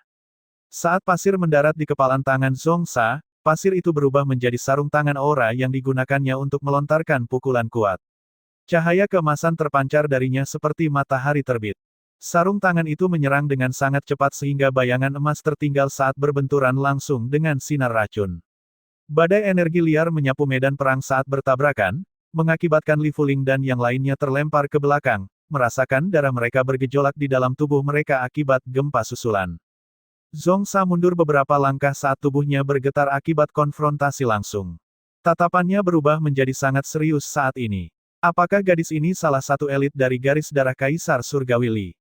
Namun, dia tidak punya informasi apapun tentangnya. Dari apa yang dia ketahui tentang orang-orang yang telah memasuki gua resonansi spiritual, individu terkuat dari garis darah Kaisar Surgawi Li adalah Li Wuyuan. Wanita di depannya ini berada pada level yang sama namun dia tidak dapat dikenali. Saat dia mundur, Li Lingjing tidak berniat kehilangan inisiatif. Tubuh kecilnya bergerak maju dalam sekejap, mengejarnya. Dengan ayunan dari tongkat piton bambu biru laut miliknya, langit tampak diselimuti oleh ular piton yang tak terhitung jumlahnya yang menghujani Zhongsa. Seni Adipati, badai pasir emas. Zhongsa tidak berani lengah. Dia membentuk segel tangan dengan kedua tangannya dan menjerit panjang. Aliran pasir berkilauan yang terus-menerus keluar dari lengan bajunya dan berubah menjadi badai pasir yang mengamuk, berbenturan dengan hujan ular piton. Undulasi energi yang menakjubkan terus-menerus menyebabkan ledakan di dalam kehampaan dan juga di ruang sekitar mereka. Pertukaran pukulan ini tidak berlangsung lama sebelum badai pasir emas mulai menyebar di langit. Zhongsa terpaksa mundur, dan dia mendarat di samping Jiang Wanyu. Dia menatap Li Lingjing dengan sedikit ketakutan saat dia berkata, situasinya buruk. Mereka mendapat bala bantuan yang kuat. Kita harus bersiap untuk mundur.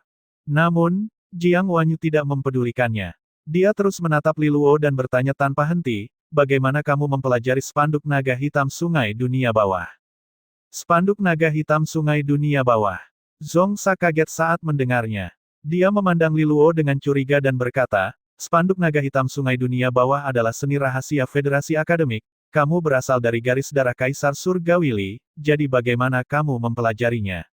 Li Luo menangkupkan kedua tangannya dan tersenyum. Kedua temanku dari perguruan tinggi kuno asal Surgawi, sepertinya ada kesalahpahaman.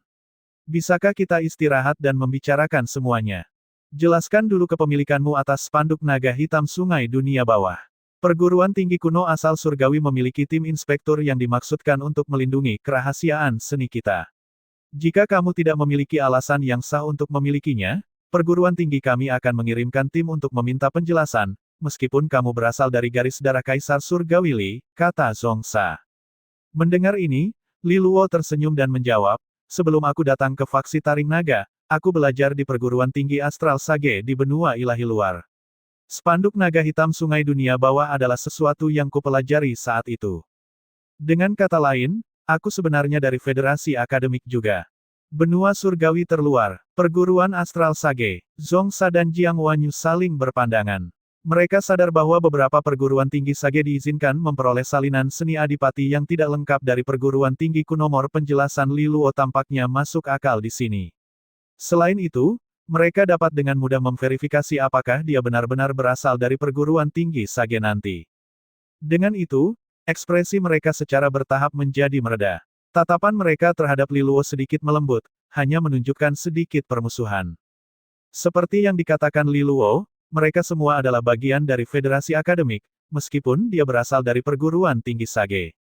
Oleh karena itu, mereka semua berada di pihak yang sama. Karena itu, keduanya perlahan turun dari puncak pohon setelah beberapa saat ragu-ragu. Ketika Li Fengyi dan yang lainnya melihat Zhongsa dan Jiang Wanyu turun dengan kekuatan resonansi mereka yang terkendali, mereka memahami apa yang coba dilakukan Li Luo dan juga menarik niat bermusuhan mereka. Lagi pula, tidak ada banyak permusuhan di antara mereka, mereka hanya berebut embun emas resonansi roh. Pada saat berikutnya, Li Luo berbalik dan bertanya pada Li Fengyi, berapa banyak tetesan embun emas resonansi roh yang ada? Li Fengyi menjawab, 20 tetesan. Li Luo merenung sejenak sebelum mengeluarkan botol giok dan melemparkannya ke Zhong Sa sambil tersenyum. Karena ada 20 tetesan embun emas resonansi roh di sini, kami akan membaginya secara merata. Apa pendapatmu tentang ini, Senior Zhong Sa? Setelah panen melimpah dari aula berlapis emas tadi, Li Luo memiliki banyak kelebihan embun emas resonansi roh. Kedua pihak hanya bertengkar karena 10 tetesan, dan dia tidak terlalu khawatir untuk mengumpulkan lebih banyak lagi. Zhong Sa menangkap botol itu sebelum memeriksa bagian dalamnya. Dia tahu bahwa ada 10 tetesan embun emas resonansi roh di dalamnya. Merasa sedikit malu, dia menjawab, karena kepala naga Li Luo berkata demikian, aku tidak punya masalah dengan distribusi ini. Kami tidak berencana untuk memperebutkan embun emas resonansi roh jika bukan karena fakta bahwa beberapa orang di tim kami masih kekurangan jumlah yang diperlukan. Li Luo sangat baik dan sopan terhadap mereka. Faktanya, dia bahkan telah memberikan embun emas resonansi roh dari sakunya sendiri. Zhong Sa secara alami memahami bahwa tidak perlu terus bertindak agresif. Di sisinya, Jiang Wanyu tidak mengatakan apapun. Namun, sikapnya juga sedikit melunak. Minimal, tidak ada yang perlu dikeluhkan dari sikap Li Luo terhadap mereka. Selain itu, lawan mereka nampaknya lebih kuat dari mereka. Jika mereka memutuskan untuk tidak berbagi embun emas resonansi roh dengan mereka berdua, kemungkinan besar tidak ada yang bisa mereka lakukan selain menghela nafas dan mundur. Saat ini, Li Lingjing dan yang lainnya juga tiba di samping Li Luo. Zhong Sa masih waspada saat dia melihat ke arah Li Lingjing. Pertukaran sebelumnya telah meninggalkan kesan mendalam pada dirinya. Pada saat yang sama, dia melihat ke arah Li Luo dengan senyum ramah dan berkata, siapa yang mengira kita akan memiliki hubungan seperti itu dengan kepala naga Li Luo? Kamu boleh memanggilku, Junior, mengikuti aturan akademi, Senior Zhong Sa, kata Li Luo. Zhong Sa tahu bahwa Li Luo ingin berteman dengan mereka. Selain itu, dia sendiri tidak ingin memiliki hubungan buruk dengan orang-orang dari garis darah Kaisar Surgawi Li. Karena itu, dia mengangguk sebagai tanda ramah. Kalau begitu, aku akan memanggilmu, Junior Li Luo. Jiang Wanyu terus menatap Li Luo sambil bertanya, jika kamu masih di astral perguruan tinggi Sage sekarang, kamu akan berada di aula mana? Li Luo menjawab sambil tersenyum, seharusnya itu aula bintang 2. Jiang Wanyu sedikit terkejut dengan jawabannya. Li Luo belum mencapai tingkat mutiara surgawi, tetapi kekuatan bertarungnya sudah luar biasa. Ketika mereka berdua bertarung sebelumnya, dia tidak bisa mendapatkan keunggulan apapun atas Li Luo meskipun dia adalah 2 mutiara. Tanpa diragukan lagi, kekuatan resonansinya sekarang setara dengan seorang kultivator mutiara surgawi biasa. Bakat seperti itu adalah pemandangan yang langka bahkan di perguruan tinggi kuno asal surgawi mereka, apalagi di perguruan tinggi astral Sage. Paling tidak, sepertinya orang terkuat di aula bintang 2 mereka tidak akan mampu menandingi Li Luo. Kalau begitu, kamu juga harus menyebutku sebagai senior, kata Jiang Wanyu dengan suara teredam. Senior Jiang, jawab Li Luo riang, mencoba untuk lebih dekat dengan mereka. Aku telah mendengar bahwa kamu memiliki 3 resonansi, Junior Li Luo. Meskipun kamu masih berada di tingkat penyelesaian iblis, fondasi kekuatan resonansimu sangat kuat. Faktanya, itu tidak lebih lemah daripada yang ada di tingkat mutiara surgawi, komentar Zhong Sa saat dia melihat Jiang Wanyu tampak sedikit murung. Juniornya ini selalu bangga. Kembali ke akademi, dia memiliki banyak penggemar fanatik dan bakatnya luar biasa. Tidak hanya dia berada di puncak aula bintang 3, dia juga telah mengembangkan spanduk naga merah api penyucian, yang merupakan salah satu prasyarat untuk sepenuhnya menguasai kanon Panji Surgawi 3 Naga. Menguasai kanon Panji Surgawi 3 Naga suatu hari nanti tidak diragukan lagi adalah tujuannya, yang berarti dia memiliki ambisi yang tinggi untuk dirinya sendiri. Apakah spanduk naga merah api penyucian yang digunakan oleh senior Jiang merupakan bagian dari kanon spanduk Surgawi 3 Naga? Aku pernah mendengar bahwa versi lengkap dari seni adipati ini ada di kelas takdir di perguruan tinggi astral Sage. Sayangnya, kampusku hanya memiliki spanduk naga hitam sungai dunia bawah, kata Li Luo sambil tersenyum. Jiang Wanyu mengangguk sebagai jawaban. Dia terus menatap Li Luo dan bertanya, kamu memiliki resonansi naga. Li Luo mengangguk dan menjawab, iya. Resonansi ketigaku adalah resonansi naga. Mendengar ini, dia merasa sedikit cemburu. Dia memiliki resonansi ganda angin dan api, tetapi tidak memiliki resonansi naga. Dia hanya berhasil menggunakan spanduk naga merah api penyucian berkat bantuan harta karun bermutu sangat tinggi dengan afinitas kekuatan resonansi naga. Meskipun hal ini memungkinkannya untuk menciptakan kekuatan resonansi naga secara artifisial, hal itu pada akhirnya jauh lebih tidak nyaman dibandingkan memiliki resonansi yang sebenarnya. Spanduk naga hitam Sungai Dunia Bawah dan spanduk naga merah api penyucian milikku hanyalah dua bagian saja. Ada juga seni yang dikenal sebagai spanduk naga perak penghakiman surgawi. Setelah kamu menguasai ketiganya, kamu akan dapat mengeluarkan potensi penuh dari kanon spanduk surgawi tiga naga, jelas Jiang Wanyu. Spanduk naga merah api penyucian, spanduk naga perak penghakiman surgawi, mata Li Luo berbinar saat dia mendengarkan. Kedua seni ini sepertinya membutuhkan afinitas kekuatan resonansi api, petir, dan naga untuk diaktifkan. Kalau begitu, itu akan sangat cocok dengan resonansi naga yang dimilikinya. Kau bisa melupakan kanon spanduk surgawi tiga naga. Sekarang setelah kamu meninggalkan perguruan tinggi Astral Sage, Akademi tidak akan memberimu kesempatan untuk mempelajari dua yang lainnya lagi. Jiang Wanyu menambahkan, mencoba menuangkan air dingin ke tubuhnya ketika dia menyadari keinginan di matanya. Itu selalu patut dicoba, jawab Li Luo. Dia tampaknya tidak terpengaruh sama sekali oleh komentarnya. Sebaliknya, dia melanjutkan sambil tersenyum, ngomong-ngomong, aku harus pergi ke perguruan tinggi kuno asal surgawi suatu saat nanti. Mendengar ini, Zhong Sa menjawab dengan ramah, kami akan menyambutmu dengan tangan terbuka, kamu dapat berkunjung kapan saja. Li Luo mengucapkan terima kasih dengan sopan. Saat mereka mengobrol, suasana di udara menjadi lebih santai. Pada saat ini, banyak berkas cahaya terbang melintasi langit dan mendarat di sekitar Zhong Sa. Mereka adalah siswa lain dari perguruan tinggi kuno asal surgawi yang telah menyadari permintaan bantuannya sebelumnya.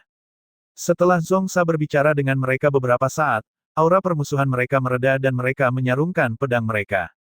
Li Luo dengan hangat mengundang Zhong Sa, Jiang Wanyu, dan kelompok mereka untuk berjalan bersama karena mereka sudah cukup dekat dengan platform embun emas. Zhong Sa tidak menolaknya. Karena itu, kedua kelompok berkumpul dan berjalan menuju arah yang sama dengan langkah santai. Dalam perjalanan, Li Luo terus mengumpulkan lebih banyak informasi mengenai perguruan tinggi kuno asal surgawi. Senior Zhong Sa, apakah ada mentor bernama Lan Lingzi di kampusmu? Kepala sekolah dari perguruan tinggi Astral Sage memiliki hubungan dekat dengannya.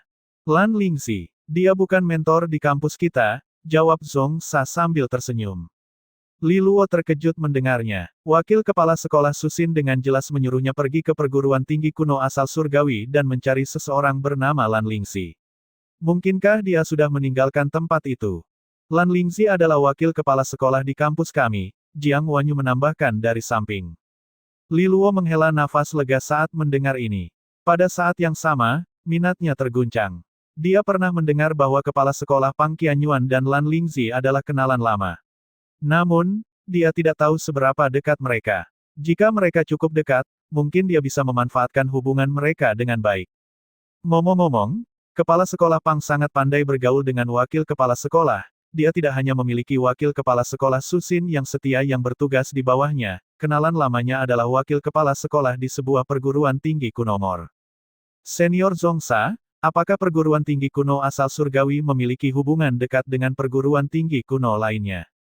Karena asal-usulku berasal dari perguruan tinggi Sage, aku selalu mengagumi perguruan tinggi kuno seperti milikmu. Awalnya, aku tidak pernah berencana untuk kembali ke faksi Taring Naga, satu-satunya tempat yang benar-benar ingin aku kunjungi saat itu adalah perguruan tinggi kuno, kata Li Luo sambil tersenyum. Mendengar ini, beberapa siswa dari perguruan tinggi kuno asal surgawi berseri-seri dengan gembira. Mereka semua memuji Li Luo karena memiliki penglihatan yang bagus, atau keterampilan dalam menyanjung. Zhong Sa juga tertawa dan menjawab, semua perguruan tinggi kuno yang besar adalah saingan satu sama lain dan juga teman. Hubungan kami terjalin erat. Kadang-kadang, siswa dari berbagai perguruan tinggi bahkan bekerja sama untuk beberapa misi khusus yang ditugaskan kepada kita. Mata Li Luo berkedip saat mendengar ini. Sambil tersenyum, dia bertanya, Senior Zhong Sa, pernahkah kamu mendengar tentang perguruan tinggi kuno pencahayaan yang dikuduskan di benua ilahi inti pusat? Aku punya teman baik yang sedang belajar di sana. Dengan bakatnya yang luar biasa, aku yakin dia langsung masuk ke Aula Peng Hinwi. Oh, langsung ke Aula Peng Hinwi. Kalau begitu, temanmu pasti luar biasa, jawab Zhong Sa terkejut. Pada saat ini, ekspresi Jiang Wanyu tiba-tiba berubah. Dia berbicara dari samping, aku pernah mendengar sesuatu tentang perguruan tinggi kuno pencahayaan yang dikuduskan. Ada beberapa orang baru yang naik ke Aula Peng Hinwi tahun ini. Di antara mereka, ada seorang gadis yang menyebabkan keributan besar. Zhong Sa mengangguk dan melanjutkan, sekarang Junior Jiang telah menyebutkannya, aku juga mengingatnya, aku mendengar bahwa Aula Peng Hinwi di perguruan tinggi kuno pencahayaan yang dikuduskan memiliki superstar baru. Dia memecahkan rekor kenaikan peringkat dengan kecepatan tercepat. Saat ini, ketenarannya tidak hanya terbatas pada kampusnya saja, bahkan orang-orang dari kampus kami pun mengumpulkan informasi tentang dia. Jantung Li Luo mulai berdebar kencang dan dia merasa sedikit bersemangat. Mau tak mau dia merasa bahwa orang yang mereka bicarakan adalah orang yang ada dalam pikirannya. Siapa namanya? Li Luo bertanya dengan rasa ingin tahu. Jiang Wanyu memikirkannya sejenak sebelum menjawab, Jiang Qinghe, gadis suci pencahayaan yang dikuduskan. Meskipun dia sudah menduganya, Li Luo tidak bisa menahan perasaan emosional ketika mendengar namanya. Rasa kerinduan yang luar biasa muncul dari lubuk hatinya. Dia terdiam sesaat ketika wajah yang tak terlupakan dan familiar itu memenuhi pikirannya. Jiang Wanyu tidak memperhatikan perubahan ekspresinya yang tiba-tiba. Dia melanjutkan dengan penuh minat, senior Jiang memiliki kepribadian yang sangat mendominasi. Dia sekarang adalah gadis paling populer di perguruan tinggi kuno pencahayaan yang dikuduskan. Elit yang tak terhitung jumlahnya ingin mengejarnya, tetapi dia menolak semuanya dengan kejam dan bahkan menyatakan di depan umum bahwa dia sudah memiliki tunangan. Meskipun tunangannya berasal dari benua ilahi luar, tidak ada satupun orang jenius yang bisa menandinginya di matanya. Aku tidak tahu berapa banyak orang arogan yang terprovokasi ketika dia mengucapkan kata-kata itu. Beberapa dari mereka bahkan mulai menyelidiki identitas tunangan ini, berharap melakukan perjalanan ribuan mil ke benua ilahi terluar untuk memaksanya membatalkan pertunangan. Ketika dia selesai berbicara, Li Luo bisa merasakan kepalanya terkulai dalam kesedihan. Dia terharu sekaligus hampir menangis. Bagaimana dia secara tidak sadar dan enggan menarik begitu banyak musuh secara tiba-tiba. Li Luo merasakan sedikit kerumitan di dalam hatinya. Meskipun dia sangat gembira dengan kenyataan bahwa Jiang Qinghe memamerkan kemegahannya di perguruan tinggi kuno pencahayaan yang dikuduskan, dia merasa sedikit tidak berdaya menghadapi banyak musuh yang baru ditemukan karena statusnya. Namun, dia masih merasa senang di lubuk hatinya. Ketika Jiang Qinghe mengembalikan akta pertunangan kepadanya, itu menandakan bahwa hubungan resmi mereka semakin memburuk. Paling tidak, mereka tidak lagi bertunangan satu sama lain. Namun, Jiang Qinghe terus menjaga hubungan mereka, setidaknya dengan dunia luar. Mungkin dalam hatinya, perjanjian pertunangan ini tidak pernah berarti. Hanya seseorang yang sombong seperti Li Luo yang mau repot-repot bertengkar karena hal sepele seperti itu. Ekspresi sedih Li Luo menarik perhatian orang lain di sekitarnya. Zhong Sa dengan curiga menatapnya sambil tersenyum. Junior Li Luo, mungkinkah kamu mengenal senior ini dari perguruan tinggi kuno pencahayaan yang dikuduskan? Li Fuling tersenyum ketika dia bertanya, mungkinkah dia tunanganmu dari benua ilahi luar? Jiang Wanyu cemberut. Itu mungkin hanya alasan yang dia buat untuk mencegah orang lain mengganggunya saat dia berkultivasi. Dia tidak ada bandingannya di kampusnya, dan dia memiliki pandangan dunia yang tak terbatas. Bagaimana mungkin dia bisa jatuh cinta pada orang udik dari benua ilahi luar? Kata-katanya logis, dan bergema di kalangan orang banyak karena mereka juga sepakat. Li Fengyi mendengus tidak puas, tolong. Adik ketiga juga tidak ada bandingannya dengan orang lain.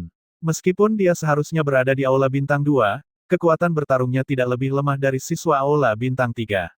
Siapa yang bisa menandinginya dalam hal bakat dan potensi? Apakah ada seseorang di perguruan tinggi kuno asal surgawi yang bisa dibandingkan dengannya? Jiang Wanyu mengerutkan kening sambil menegur, tolong, aku tidak sedang mengejek, jika dibandingkan dengan Li Luo.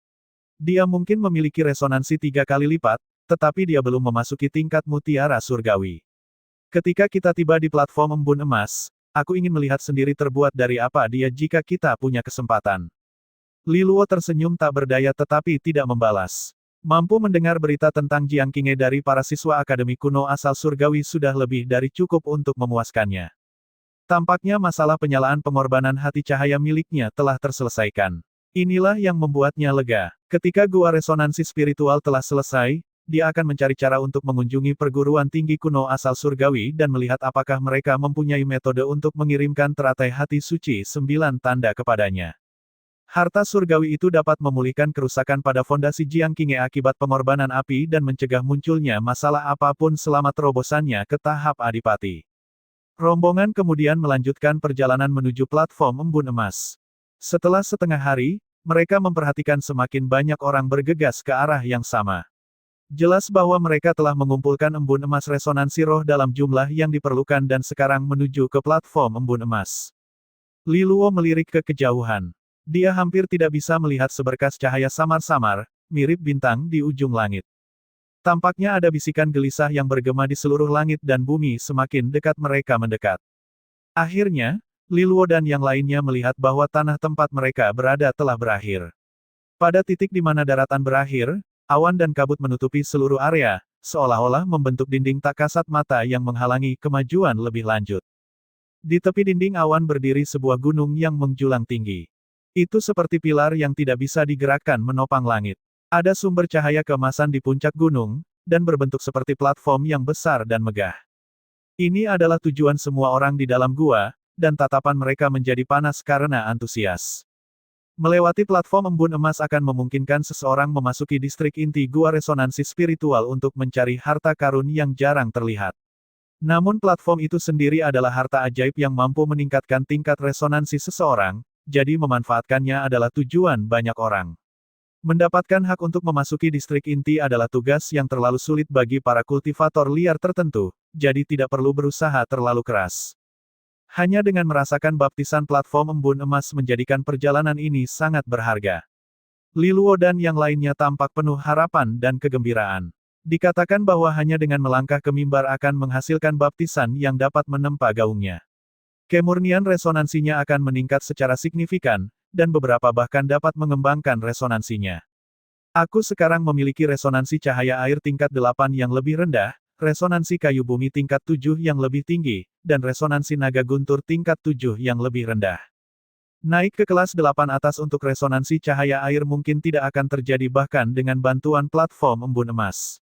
Namun, jika aku fokus untuk menempa resonansi kayu bumi kelas 7 dan naga petirku, ada peluang yang jauh lebih tinggi untuk mengembangkannya, mengingat akumulasiku, pikir Li Luo dalam hati.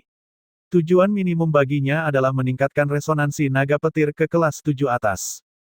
Mengembangkan resonansi seseorang adalah tugas yang sulit, bahkan dengan sifat magis dari platform embun emas.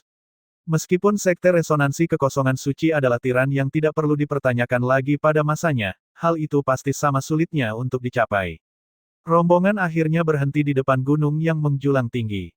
Daerah itu dipenuhi dengan kekuatan lain dan kultivator liar yang tak terhitung jumlahnya. Ketika Li Luo tiba, dia melihat beberapa tatapan tidak ramah tertuju ke arahnya. Ketika dia menyelidiki sumber tatapan bermusuhan itu, dia mengenali sekelompok teman yang dikenalnya. Orang yang memimpin kelompok itu adalah garis keturunan Kaisar Surgawi Zhao, Zhao Yan. Di belakangnya ada Zhao Jingyu dan Zhao Zhenjiang, yang menatapnya dengan ekspresi muram. Ah, musuh, Li Luo tersenyum tipis saat melihat ini. Dia tidak terkejut sama sekali. Meskipun ada 3 platform embun emas, masih ada kemungkinan besar mereka akan bertemu dengan garis darah Kaisar Surgawi Zhao. Qin Yi dan Zhu Dayu, sebaliknya, tidak hadir. Tampaknya mereka telah memilih platform embun emas yang berbeda. Jika mereka semua secara kebetulan memilih yang sama, maka jumlah biksu yang ada akan terlalu sedikit dan terlalu banyak, dan pertempuran pasti akan berubah menjadi sengit. Tidak lama kemudian, sekelompok dari garis darah Kaisar Surgawi Li tiba, dan Li Luo mengenali sosok heroik Lu Qingmei di antara kerumunan. Faksi sisik naga semuanya bersatu. Li Guan memimpin kelompok itu, dan ketika dia melihat rombongan Li Luo, dia segera mendekati mereka. Hahaha, sepertinya kamu sudah sampai cukup cepat, Fuling. Li Guan tampak sedikit senang saat dia tersenyum gembira pada Li Fuling. Orang-orang yang hadir berasal dari berbagai kelompok dengan kekuatan berbeda, dan karena mereka berdua adalah garis darah Kaisar Surgawi Li, bekerja sama akan meningkatkan keuntungan mereka. Li Fuling juga berseri-seri ketika kedua kelompok bergabung, menjadi lebih kuat dari sebelumnya. Seiring berjalannya waktu, jumlah tim yang berkumpul di kaki gunung terus bertambah. Banyak pertengkaran terjadi selama periode ini ketika beberapa kelompok yang gagal mengumpulkan cukup embun emas resonansi roh melihat bahwa platform embun emas ada di hadapan mereka. Mereka tidak mau menerima kenyataan bahwa mereka tidak memenuhi syarat untuk maju lebih jauh. Akibatnya, rasa frustrasi berubah menjadi kekerasan dan mereka berusaha mencurinya dari orang lain. Sehingga, tawuran yang kisruh pun terjadi.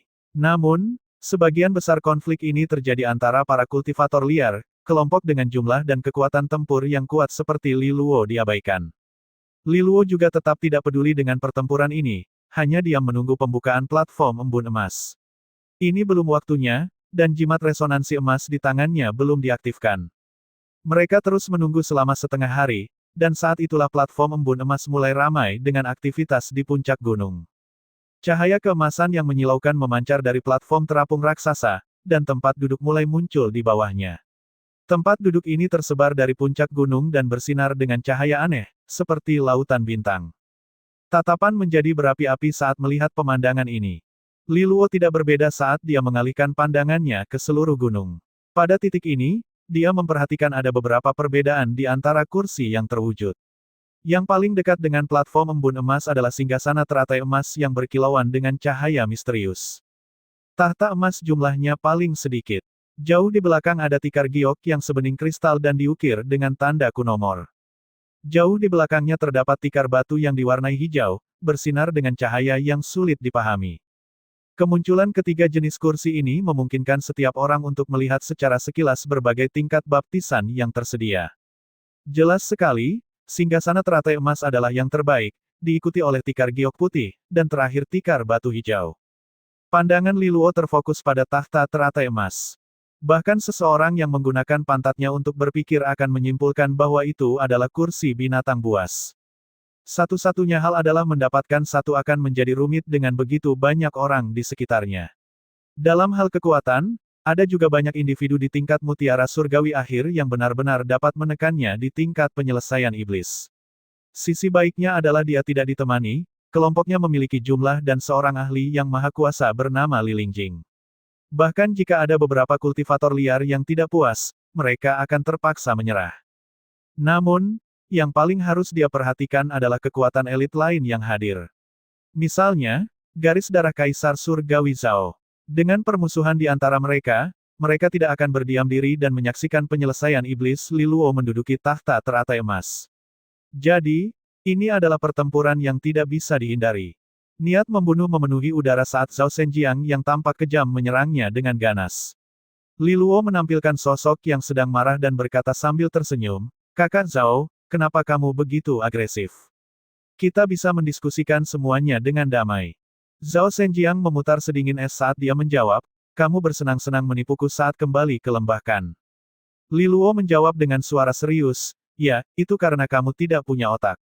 Itu adalah jebakan yang jelas, namun kamu masuk ke dalamnya tanpa tindakan pencegahan apapun. Kamu tidak bisa menyalahkanku untuk itu." Seringai Zhao Zhenjiang semakin lebaran dan niat membunuhnya hampir menguat di udara pada saat ini. "Mulutmu tajam sekali. Aku akan melihat apa lagi yang ingin kamu katakan saat aku merobek anggota tubuhmu nanti. Saat cairan otakmu mengalir di bawah kakiku, aku akan mengeluarkanmu sepenuhnya." "Sepertinya pertarungan ini tidak bisa kuhindari," kata Li Luo sambil menghela nafas. Setelah itu, dia bertanya, "Apakah kamu sudah menyiapkan sesuatu untukku?" Zhao Zhenjiang memelototi Li Luo tetapi tidak menjawab. Meskipun dia tidak mengerti pertanyaan Li Luo, dia tahu itu adalah bentuk pembicaraan sampah. Li Luo merasakan ketidakpuasan dari Zhao Zhenjiang, jadi dia memutuskan untuk menjelaskan, "Kalian semua dari garis darah Kaisar Surgawi Zhao adalah orang-orang yang suka beramal. Saudara laki-laki bernama Zhao Jingyu selalu memberiku sesuatu yang luar biasa setiap kali kita bertemu. Pertama kali kita bertemu, dia memberiku satu set taring naga. Beberapa saat sebelumnya, aku menerima panah rahasia yang berharga darinya. Jika kamu punya hadiah untukku, tidak perlu bersusah payah. Kamu cukup lewat saja itu berbaring sekarang." Seperti yang diharapkan, Zhao Zhenjiang tahu bahwa tidak ada hal baik yang keluar dari mulut Li Luo. Meskipun demikian, dia sedang sangat marah sekarang. Dia mengerti bahwa dia tidak akan pernah bisa menang atas Li Luo hanya dengan kata-kata. Kalau begitu, sudah waktunya untuk bertindak.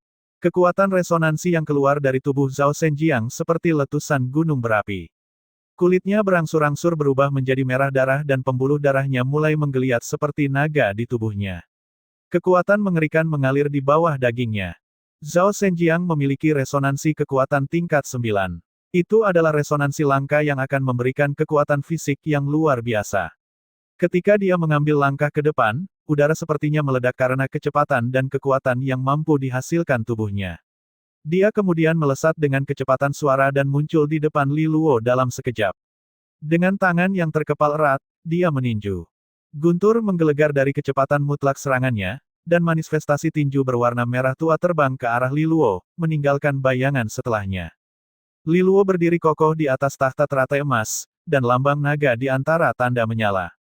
9 sisik tubuh naga yang disucikan. Avatar Thunderpil. Li Luo segera mengaktifkan kedua seni rahasia peningkat tubuh terkuatnya. Pada saat yang sama, pedang gajah oniks giok emas telah muncul di tangannya. Kekuatan gajah ilahi tingkat 3. Li Luo mengepalkan tangannya yang lain erat-erat. Dia telah meningkatkan kekuatan fisik tubuhnya hingga mencapai puncaknya pada saat ini. Dia ingin merasakan betapa kuatnya resonansi kekuatan kelas 9 Zhao Zhenjiang yang lebih rendah dalam pertarungan fisik. Li Luo menghadapi manifestasi tinju berwarna merah tua secara langsung. Ketika keduanya bentrok, kekosongan bergetar secara agresif dan terbuka, menyebabkan aliran energi yang sangat besar menyapu lapangan ke segala arah. Tubuh Li Luo bergetar hebat saat terjadi benturan. Dia meluncur kembali dengan singgasana teratai emas di bawah kakinya.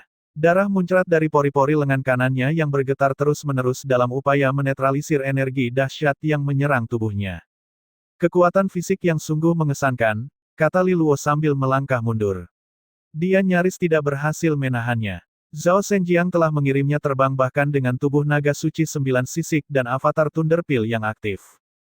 Tidak diragukan lagi, Zhao Zhenjiang adalah musuh terkuat yang pernah ditemui Li Luo di generasinya dalam hal kekuatan fisik. Dia segera mengeluarkan kipas bulu kayu hitam. Dengan gelombang, cahaya putih mengelilingi lengannya dan lukanya pulih dengan cepat. Bunuh bocah ini, kakak. Sebuah suara datang dari kejauhan. Itu datang dari Zhao Jingyu, yang telah menyaksikan pertarungan mereka dengan mata penuh niat membunuh. Dia berteriak kegirangan ketika dia melihat bagaimana Zhao Zhenjiang mendorong Li Luo kembali dengan pukulannya. Faktanya, pertarungan antara Li Luo dan Zhao Zhenjiang telah menarik perhatian banyak individu dari berbagai kekuatan. Ini pada akhirnya adalah pertarungan antara dua orang terkuat di generasi mereka. Dengan latar belakang mereka, ini seperti konfrontasi antara kedua kekuatan Kaisar Surgawi. Termasuk Jiang Wanyu, yang berada tidak jauh dari mereka. Dia tampak lebih santai saat ini karena sebagian besar orang dari perguruan tinggi kuno asal Surgawi telah berkumpul pada saat ini. Mereka jelas memiliki keunggulan dalam hal jumlah, jadi kebanyakan orang tidak mendekati mereka secara sembarangan. Saudari Jiang, apakah kedua elit itu dari generasi muda benua ilahi asal surgawi? Beberapa siswa yang penasaran dan lebih muda bertanya padanya saat mereka menyaksikan pertempuran tersebut. Jiang Wanyu mengangguk. Zhao Zhenjiang adalah seorang dua mutiara, dan dia memiliki resonansi kekuatan tingkat 9 yang lebih rendah. Namun, sepertinya dia dapat dengan mudah membunuh para kultivator-kultivator liar 3 mutiara jika mereka berani menghalangi jalannya. Bagaimana dengan Li Luo? Sepertinya dia belum mencapai tingkat mutiara surgawi. Apakah dia masih seorang penyelesaian iblis?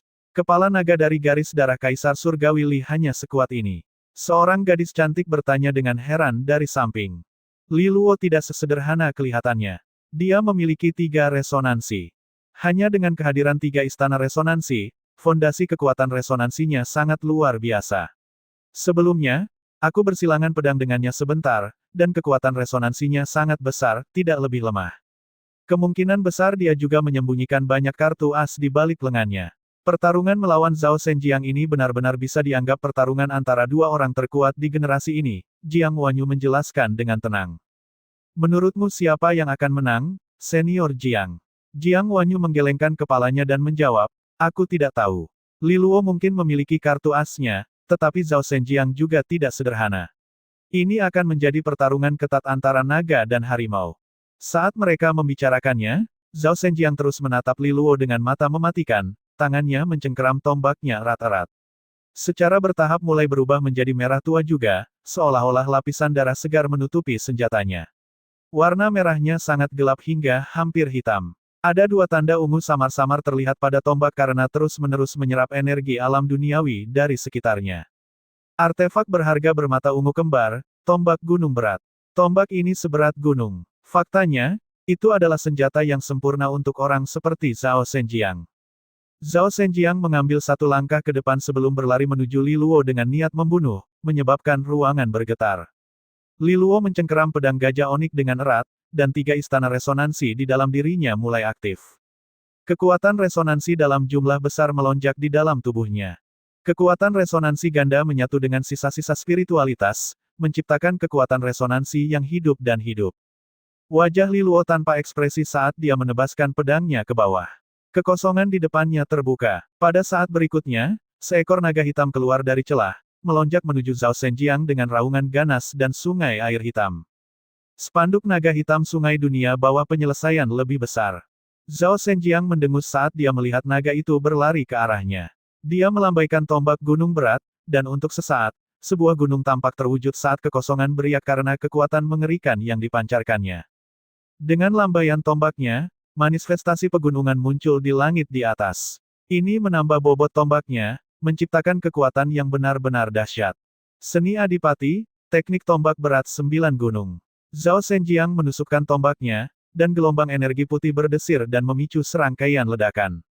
Pada saat itu, rasanya seperti meteorit jatuh dari langit dan bertabrakan langsung dengan naga hitam.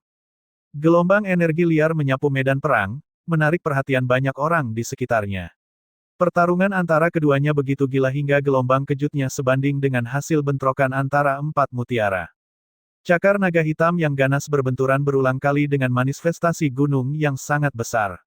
Pada saat yang sama, tombak berat itu menembus udara hitam yang dingin seperti garis berdarah, langsung menembus tubuh naga hitam itu. Pada akhirnya, Zhao Zhenjiang muncul dari hujan hitam. Naga hitam sungai dunia bawah telah hancur total. Namun, wajahnya berubah total sebelum dia bisa mengatakan apapun mengenai kemenangannya melawan naga hitam. Saat itu juga, dia merasakan bahaya yang akan segera terjadi. Dia menatap Li Luo dengan penuh perhatian, yang sedang memegang hormat besar yang memancarkan aura kunomor. Dia juga telah menarik panah hitam yang melepaskan petir dan hendak menembak. Panah ini adalah sesuatu yang sangat familiar bagi Zhao Zhenjiang. Itu adalah panah rahasia guntur dunia bawah yang diambil Li Luo dari Zhao Jingyu. Li Luo memasukkan panah rahasia guntur dunia bawah ke hormatnya sambil membungkuk. Ayo, kita uji hadiah dari saudara baikmu ini. Saat dia mengakhiri kalimatnya, kekuatan resonansi melonjak di dalam tubuhnya dan mengalir ke panah rahasia hitam pekat. Raungan guntur menggema dari panah rahasia, dan kehadiran yang menakutkan bisa dirasakan. Pada saat itu, banyak 4 mutiara yang menunjukkan ekspresi terkejut setelah menyadari gelombang energi yang datang darinya. Saat dirilis, serangkaian suara petir yang memekakkan telinga bergema di udara. Rahasia panah yang dipadukan dengan hormat pemburu matahari naga surgawi adalah pemandangan yang menakutkan, bahkan hingga mutiara 4. Panah rahasia hitam itu tampak bertarung dengan ganas saat digantung di haluan, seperti naga petir yang marah dan ingin melepaskannya. Li Luo sekarang memiliki kekuatan penuh dan siap menyerang. Kekuatan resonansi di dalam tubuhnya mengalir keluar tanpa cadangan, menekan amukan guntur yang datang dari anak panah. 9 sisik tubuh naga yang disucikan, kekuatan 9 naga. 4 denyut sonik. Li Luo berteriak di dalam hatinya saat lambang di dahinya memancarkan banyak sekali cahaya. Jantungnya berdebar kencang saat denyut sonik mengangkat tubuhnya ke batas tertinggi yang bisa dia tangani. 4 denyut sonik berdetak berirama di dalam tubuhnya, masing-masing menyebabkan daging dan darahnya bergetar sebelum mencapai kondisi terkuatnya. Panah rahasia guntur dunia bawah adalah ukiran kerajaan kelas 5, sehingga memiliki kekuatan yang menakutkan. Hormat normal tidak dapat menahan kekuatannya, tetapi hormat pemburu matahari naga surgawi Li Luo berbeda. Ia tidak takut akan erosi liar akibat petir, dan tali hormat yang tampaknya rapuh itu seperti kunci yang bahkan bisa menyegel naga, sangat mampu menahan kekuatan panah rahasia guntur dunia bawah. Li Luo tidak berencana untuk menahan diri melawan Zhao Zhenjiang, niatnya adalah untuk membunuh dengan tembakan ini. Dia melepaskan tali hormatnya tanpa ragu-ragu. Seekor naga petir yang mampu menghasilkan kehancuran mutlak menembus langit dengan kecepatan yang tidak dapat dipahami.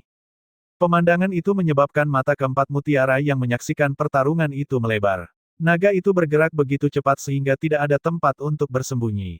Meskipun jaraknya cukup jauh, sepertinya mereka bisa merasakan kekuatan mentah yang tersembunyi di dalam panah rahasia itu. Bagaimana Zhao Zhenjiang bisa memblokir ini? Di hadapan mata orang banyak yang terkejut, ekspresi Zhao Zhenjiang juga berubah secara serius. Dia hanya bisa melihat jejak sambaran petir melintasi langit saat dia merasakan ketajaman di dahinya bahkan sebelum anak panah itu mendarat. Dia yakin dengan kekuatannya sendiri, dia akan mati jika dikalahkan. Namun, jika Li Luo memiliki panah rahasia guntur dunia bawah, bagaimana mungkin dia, sebagai keturunan ajaib Kaisar Surgawi Zhao, tidak memiliki metode penyelamatan nyawanya sendiri. Zhao Zhenjiang menggunakan ujung tombaknya untuk memotong garis di telapak tangan, menyebabkan dia berdarah. Namun, setitik cahaya terbang keluar dari lukanya, berubah menjadi tablet batu giok. Ketika tablet giok muncul, banyak run kuno terlihat di atasnya, yang kemudian mulai menyerap esensi darah dari Zhao Zhenjiang sendiri. Warnanya menetap angsur menjadi merah tua. Saat tablet batu giok itu melayang di udara, run yang tak terhitung jumlahnya diproyeksikan keluar dan mengambil bentuk perisai. Benda itu melayang di antara dia dan anak panah itu. Panah rahasia itu melesat melintasi langit dan mengenai perisai tablet giok. Tabrakan sesaat itu melepaskan ledakan yang memekakkan telinga, dan gelombang energi yang mengamuk menyapu medan perang. Mata semua orang yang menonton menyusut, dan bahkan beberapa dari kultivator lima mutiara merasa pikiran mereka menjadi kosong. Hasilnya tidak terbayangkan mengingat ini adalah pertarungan antara penyelesaian iblis dan dua mutiara.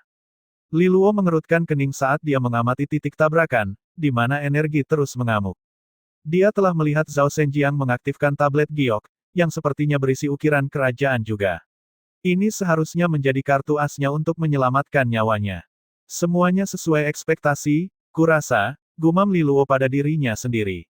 Meskipun dia ingin menggunakan kehebatan pembantaian panah rahasia guntur dunia bawah untuk menyingkirkan Zhao Zhenjiang, dia mengharapkan orang terpilih dari garis darah Kaisar Surgawi Zhao memiliki metode untuk melindungi hidupnya sendiri. Serangan ini tidak bisa dikatakan sia-sia. Paling tidak, Zhao Zhenjiang terpaksa mengaktifkan salah satu tindakan perlindungannya. Li Luo melambaikan tangannya, dan panah rahasia itu kembali padanya, mendarat di genggamannya. Setelah menggunakan panah rahasia guntur dunia bawah sekali, run telah meredup secara signifikan.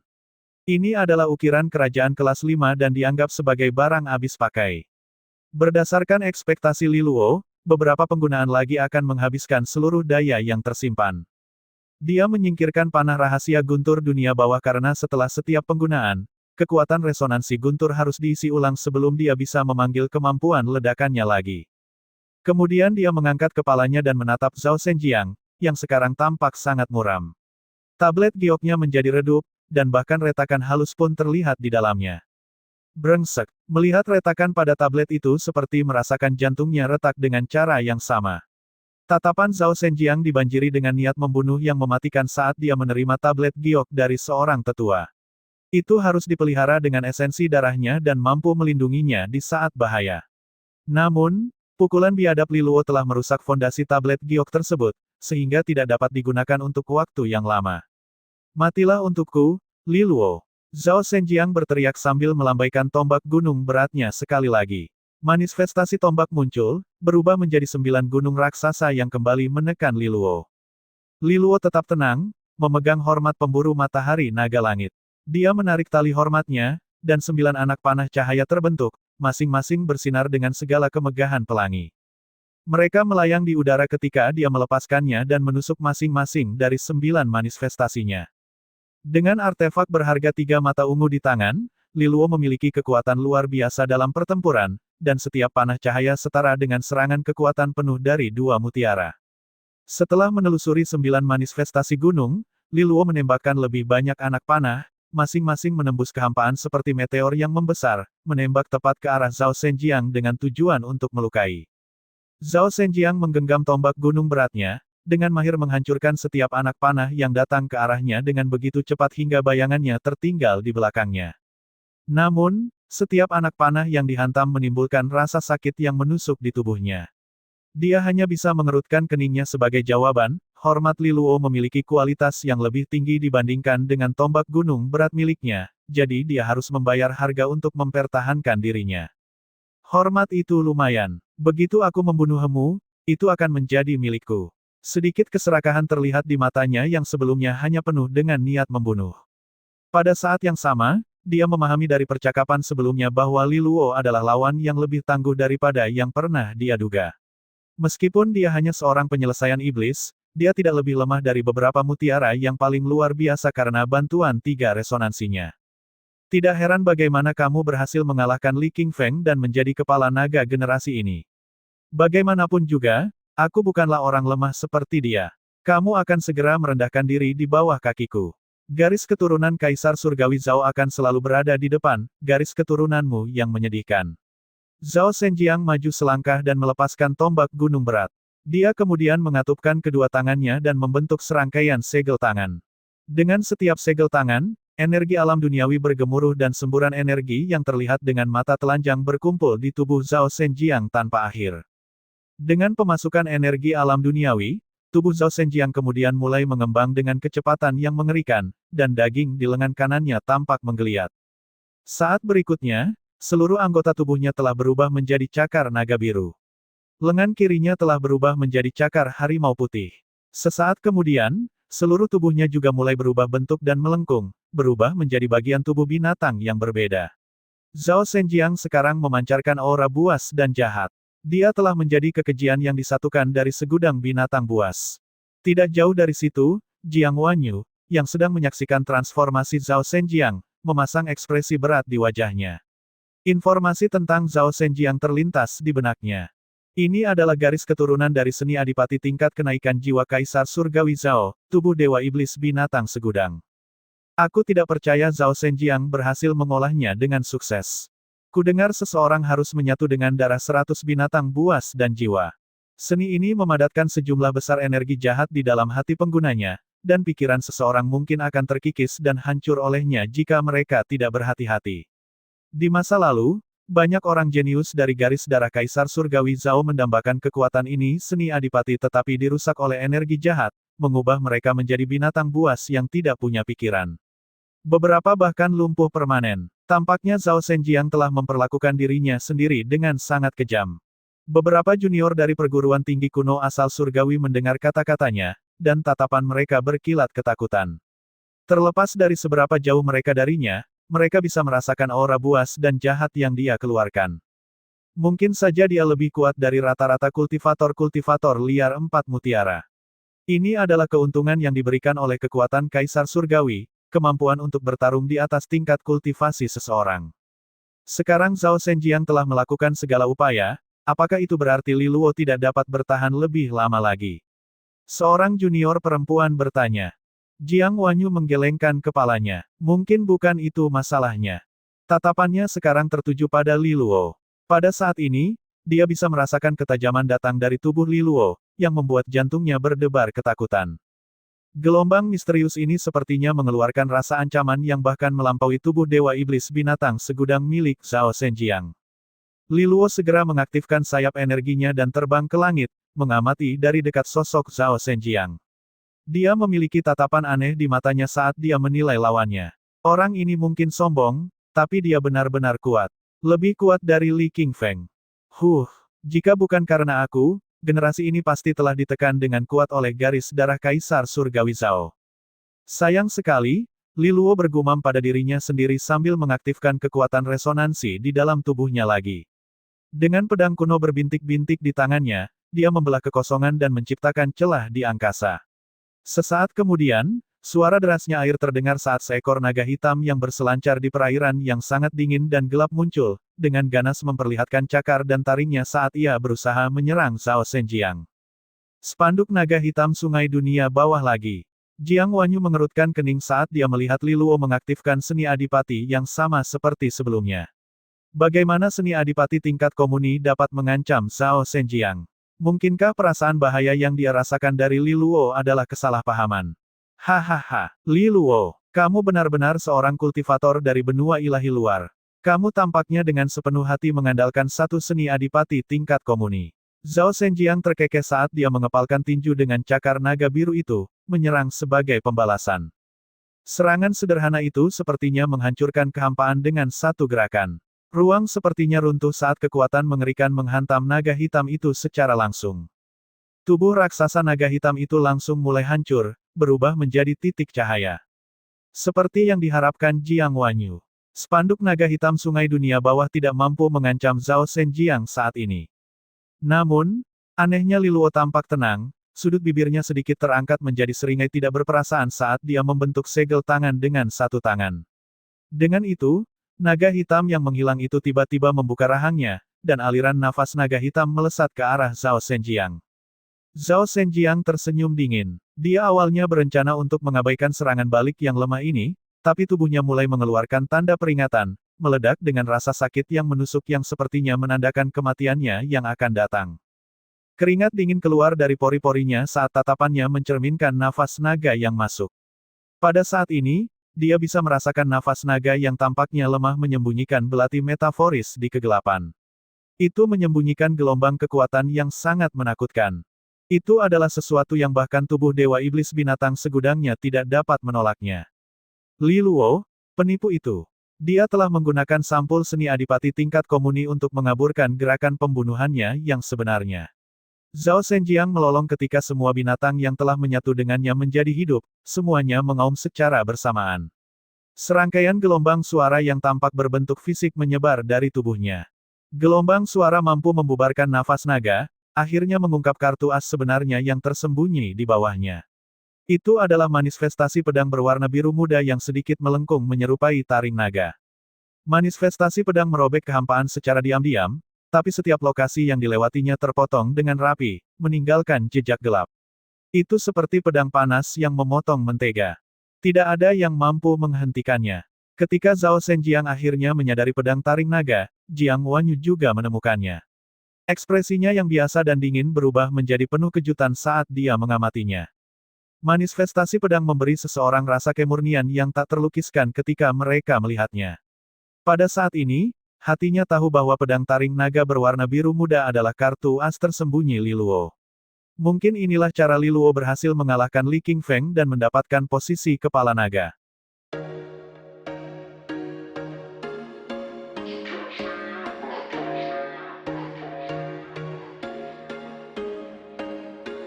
There was once a day that I would pray for you. I'd go and misbehave just so you'd notice too. Sneaking looks up and down from across the room.